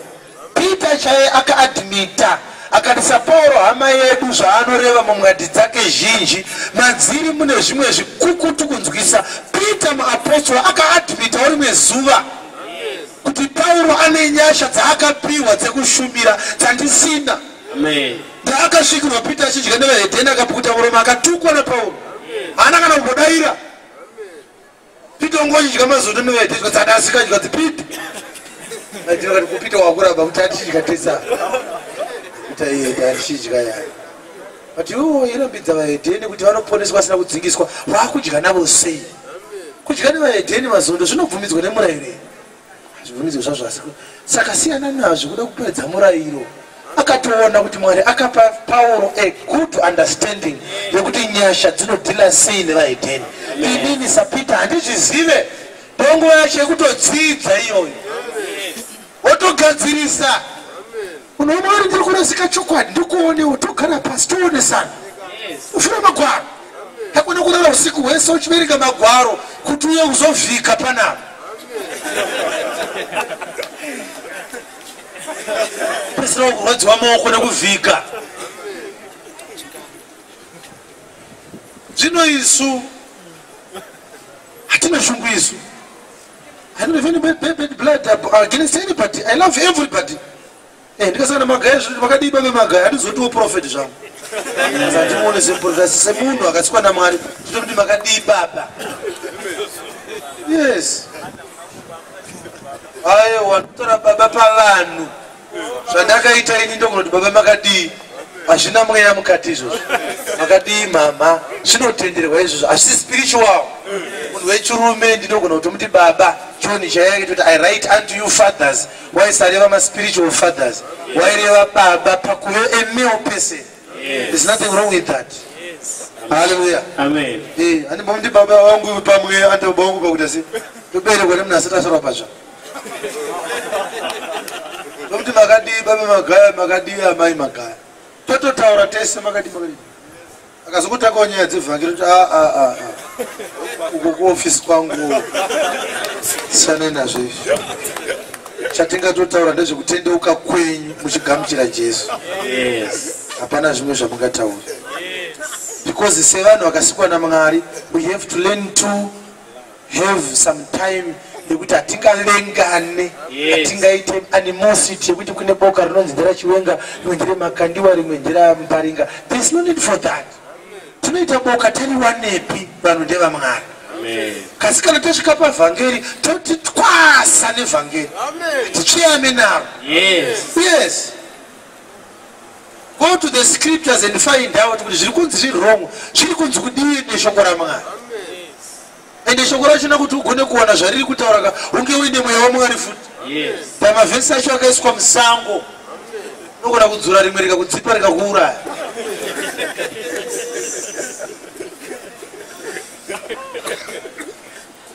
Hallelujah. Amen. Yes. The level of Shumiri, we have to acknowledge. Tumurumo wele chimwe chokwadi chakapuwa chandisina. Indakadzwa shokora achiweshe ndiri mukomana mudiki. Ndaibva kugoromwedzi kwandanga achita kuchitungizo. Chinonzwa shokora vachiparidza. Acknowledge murume ane shoko. Angari mvangeri pure and simple. Vhangeri yavo yanga irekuti come to Jesus.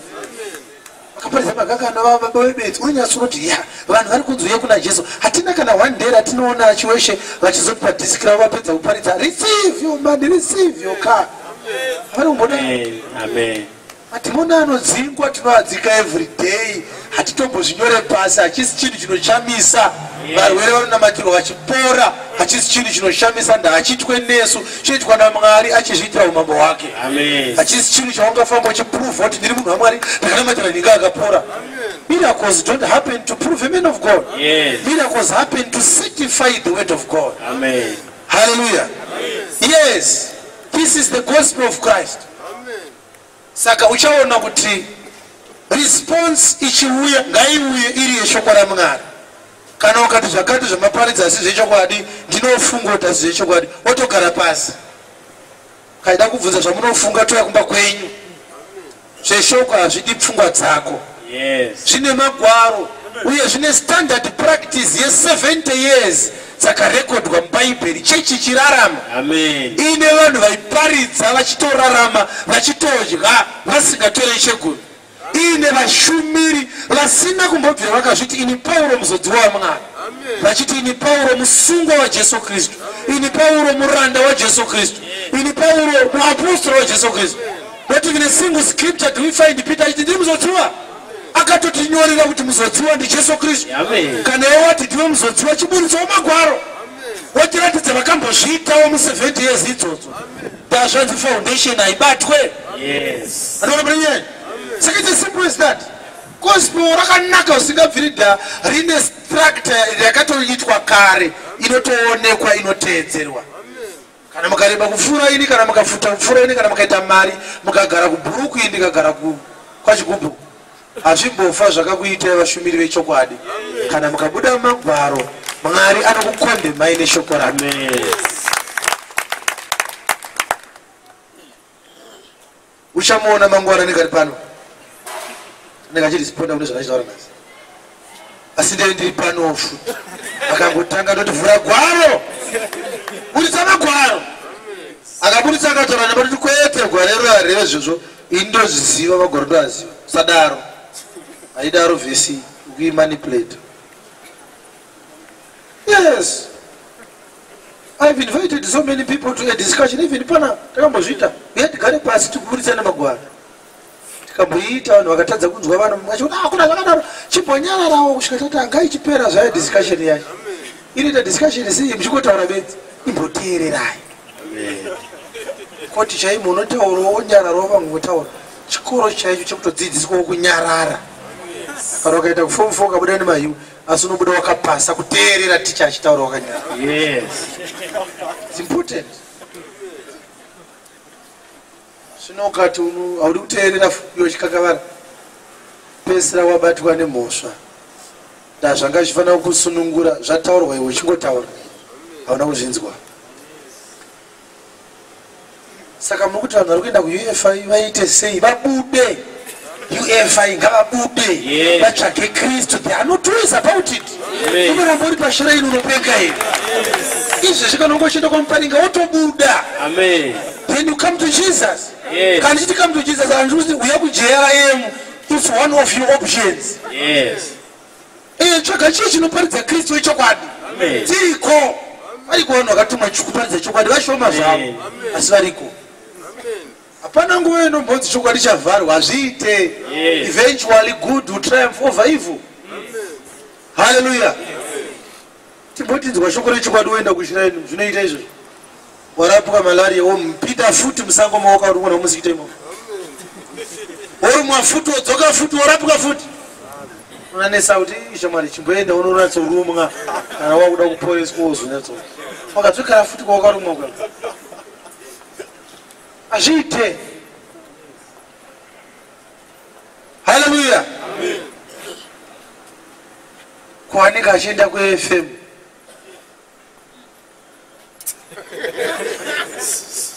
apostolic faith mission in Zimbabwe isina maapostoli ina president istari rudzi kuti apostolic munozviziva here. Apostolic faith is not kutenda kwechiapostora. Yes. Zvasiyana nezvapupu zvaJehovha. Vaapostoli havana kutenda kwavo kwavainako. Amen. Kutenda kunonzi kuri muna Kristu Jesu. Zita racho bedzi. It's a blasphemous name. Amen. Hano kuna mwari zvakakufanira kuti synagogue church of foundations. Ishirai. Amen. Apostolic faith ibana tsobvunza zvinorevei. Apostolic faith mission in Zimbabwe. Kutenda kwerudzi rwechiapostoli. Muapostoli ndiani atina here. Saka munokuwana sei? Chai chinotokambira napresident anoelectwa zvekutokambira muchechi. Hallelujah. Amen. Haugone kuti uri kunamata Mwari wechokwadi iwo uchipinda pashiraini. Takaparidza nyaya yemukadzi uyo anonzi mai vemhombwe zhinji Babylon. Anonzi pamanza pake pane mazita makuru ekumhura Mwari. Kuti apostolic faith izwi rekumhura Mwari. Hapana faith inonzi iri apostolic.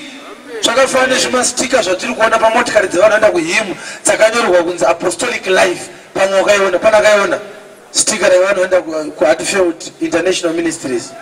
Rakanyorwa kunzi apostolic life. What kind of life is that?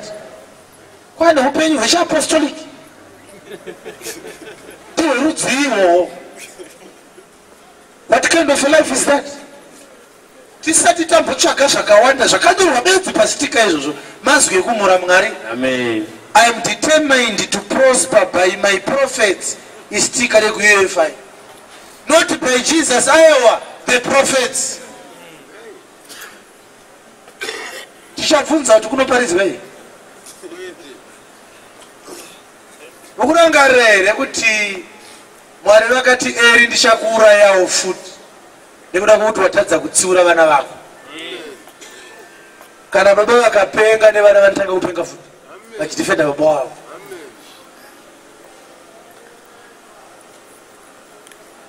Kutobuda wotoziva shoko raMwari. Muranda wakandasa achidzwa shoko raiparidzwa naFilipi aibva kuchechi asi shoko rinonzi akatendeuka akatopakatidzwa. Ari motaketi kubva kuchechi akaparidzirwa akatendeuka. Amen. Azambe rinorwadza. Vanhu vanotora zvinorwadza nekuti Peter akaparidza muchechi musinagoga mutemberi aponesa chirema chemavhitugeti zvinonzi 5,000 varume vakadzi nevana vasikaverengwi vakatendukira muchechimo. Amen. Vakataura kugamuchira Jesu mutikoona akatendeuka akoma. Ndolevo yatiri iye zvinoizvi kameni. Inoda kutendeutsa napasta wacho chaiye kutotanga kuti rwani kutendeuka. Amen. Hallelujah. Vanhu vakatendeutswa naPeter musi wakaburuka mweya mutsvene Acts chapter 2. Vanhu vakanga vari pamutambo wePentecost. Vakanga vari pachechi. Vakanzwa ndimi vakamhanya muupper room. Vana Peter vakati varume hama idzi hadzina kudhakwa. Ndokubva aparidza zvinonzi 3,000 vakatendeuka. Vari kubva kupi? Kuchechi. Vaitori paconference pakatendeuka vanhu. Vanhu vada kutotendeuka havazi vanhu vari kumabhawa. Vari kumachechi ndo vanofanira kutotendeuka. Amen. Kutopedzisira yavharwa chechi yacho. Moita vana vesangano mese napasta wenyu. Amen. Zvinorwadza zvisingabviri. Saka uchiona vachigumbuka ndaa vanga vachiluma. Ndobva ndakazvibvume zvandiri kutaura izvi. Iye achiona Christmas grocery reChristmas. Taitaura nezuva nevakomana vedu kuti last year takapamba pedu pa next door nechechi AFM. Saka tinomunzwa pastor wacho kwaipledge grocery reChristmas rapastor wekuAFM ari kupiwa grocery rekuenda kumisa yaKristu. Ndo zvinoreva kuti Christmas misa yaKristu mazwi maviri. Christmas ndo inonzi misa navaRoma. kurosarire kuenda naro kumisa. Mutangira kumuudza kuti Christmas anoziva Mwari haite Christmas akuperi. Ndongomuti repent. Ndochamungatomba.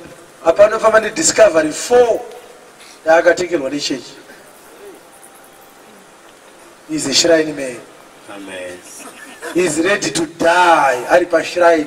Nekuti zvinonzi waiwanira vatenzi vake mari zhinji nekuuka kwake. Amen. Unonzwa shoko richiti Demetrius mupfuri wendarira akati munozviziva imi vadikani, pekaiti inzwe shoko yacho ichiverengwa. Vanogumbuka nekuti vari kuita mari zhinji zvezvitemberi zvaDiana.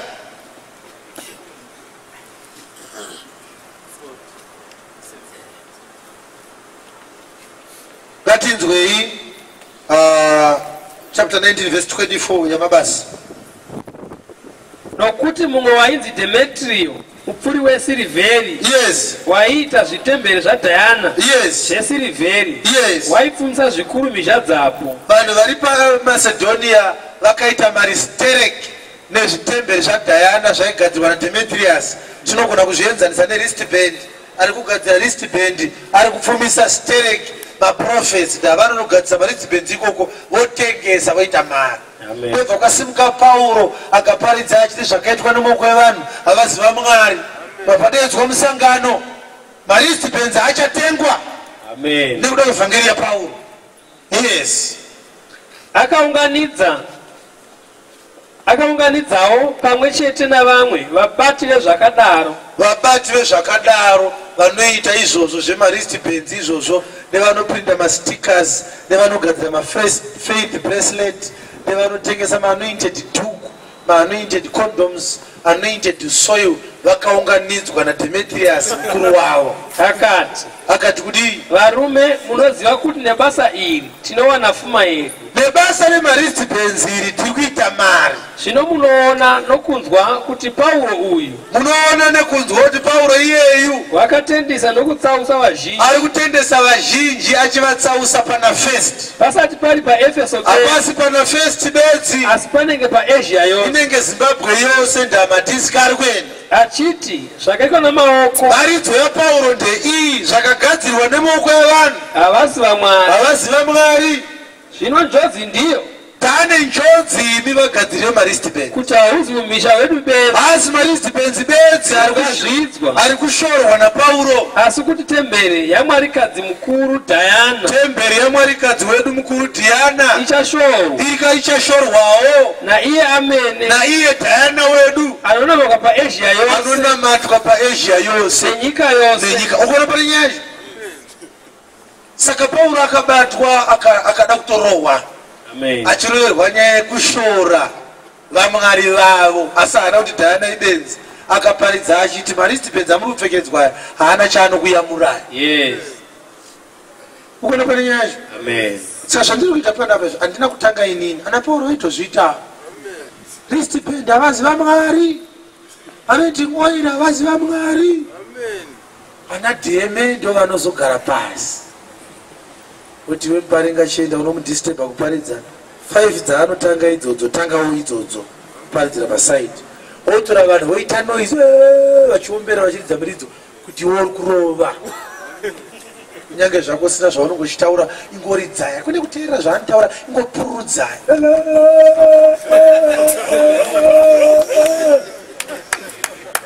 Inyaya yezvitemberi zvaDiana. Yes. Zviri kudzinga zvirege kuramba zvichitengeswa, vanhu vabve kuvaniti dzakadaro vauye kuna Kristu mupenyu anogara nokusingaperi.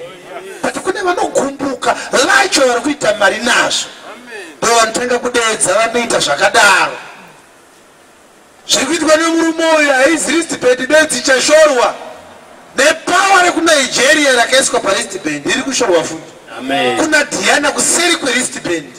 Hamuzviudzwe pamberi pevanhu, asi kumameetings ana Demetrius zvinenge zvichitaurwa pachena. Zvipfekedzwa wristband kudai, so pana Demetrius pana Diana ari kunamatwa ari kuseri. Amen. But hazvitaurwe pamberi pevana, asi kumameetings ekuseri kwedhoo ndokwa zvinotaurwa. Yes. Kuti kana wristband yashorwa naDiana muridzi wayo ashorwa futi. Iye anonamatwa Asia yose. Kamunzwa pachidzi pasimuka muprofita ndidhiani anonamatwa ipapo. Jesu achibva panyika ino haana kumbobvira asiya maprofita akawanda. Akasiya varume 11 akati vese nemunodzidzisa. Vadzidzisi veshoko ndo vakawanda. Ukaona nyika yayo nemaprofita akawandisa ziva kuti yashata, mweya wetsvina. Amen. Vanofanira kuwanda vadzidzisi veshoko. Saka vanorwara vachaitwa sei neshoko irori vanopora. Vanotadza nei? Shoko ndo vakavatumira shoko ravo rikavaporesa. Vasvika kunzi vakavatumira zango kana delight cooking oil. Vanoti kune rugare, izvo hakuna rugare. Dai anointing oil yakaunza rugare ungadai usiri pano ipo. Dango mwenyu kumira panapa mama akamira kuti makomba atange kuchipa. Aite 5 rand nanga achita dora. Atuma mafuta mangana wakazora. Wakati kune rugare kai. Wakauye rugare. Kune rugare. Simza roko rako. Tichaparidza tichidai kusvika zvanaka. Amen. Nekuti unofanira kusvika palevel kuti wega wakamira also ukasangana nevanhu vari pashrine you can share the word with them usingatyi. Hatisi kuda kuti shoko rirambe richinzi apostle Chiwenga vakati. Toda kuti iwewe uti shoko raMwari rinoti sezvandinoitawo pano. Handimbokota mento. Makamuzwa kuti ndina mento wangu. Mangwana ndikuenda kunoona mento wangu ndenziri pano. Mento kwanani? Mento aripo kwandiri. Kristu akanditi pachena ndanoparidza. Udza vanhu kuti bhebheri rinotaura nezvangu. Udza vanhu kuti vhangeri inotaura nezvemwanakomana waMwari, zvakavanzika zvemwanakomana waMwari. Vhangeri yakandituma. Ndakamuona ini Kristu ndakamira pano. Vhangeri yakandipa iyo. Akati fumura Satani, udza vanhu kuishata kwaSatani. Nevashumiri vake vafumure. Vachakuvenga ndozvavakaita futi inini. Kana vakuvenga vatotanga. Usasava Mwari. Baba ndinokutendai. We thank you for this wonderful time. In the midst of adversity, your word thrives much. Haina kumutsa bope duku pa Areopago. Haina kumutsa bope duku pa Macedonia. Haina kumutsa bope duku kunyange pa Thessalonica. Tinonzwa kuti wakaenda kune dzimwe nzvimbo achitiza. Vanhu vasimuka nehasha. Vachiramba vhangeri. Vachida kudzidziswa zvinovatekedza nzeve sekureva kweshoko renyu. Vaine nzeve dzinovavira kuudzwa zverugare, izvo hakuna rugare. Imi Kristu ndimi rugare rwedu. Kana tawana imi tawana mambo werugare. Tawana rugare rwechokwadi, tawana true liberty, tawana true salvation, tawana true healing and true redemption. We believe in the gospel that is centered on the Son of God. We believe in the healing that is hidden in the word of God. We believe in the gospel of eternal life. We believe in the doctrine of Christ. We believe in the purity of his doctrine. Thank you, Lord, for unearthing the perverse gospels, the false doctrine borrowed from paganism by men of corrupt minds, reprobate, who make profane and vain babblings. Tanzine mpostora wenyu ngano dzechembere. Tinoziva kuti kune vhangeri imwe chete mwanakomana waMwari. Iyo ndiyo inotipa rugare, ndiyo inotisunungura. Tinokutendai nekuti vatidza uchenjeri wokusungira mucheka mutsvuku pawindo redu. Kuti kana vanouya kuzoponesa vava kuuya, vanouya kuzoparadza guta vava kuuya, vawane jira iri riripo riri tsvuku rakamirira kuti kana raonekwa tigobuditswa pachaparadzwa vamwe tichiponeswa. Ivhangeri yeropa raJesu Kristu ndiwo mucheka mutsvuku wachasungira pamweya yedu. Mazvita Kristu waMwari kuti vaende kusingapere. Amen.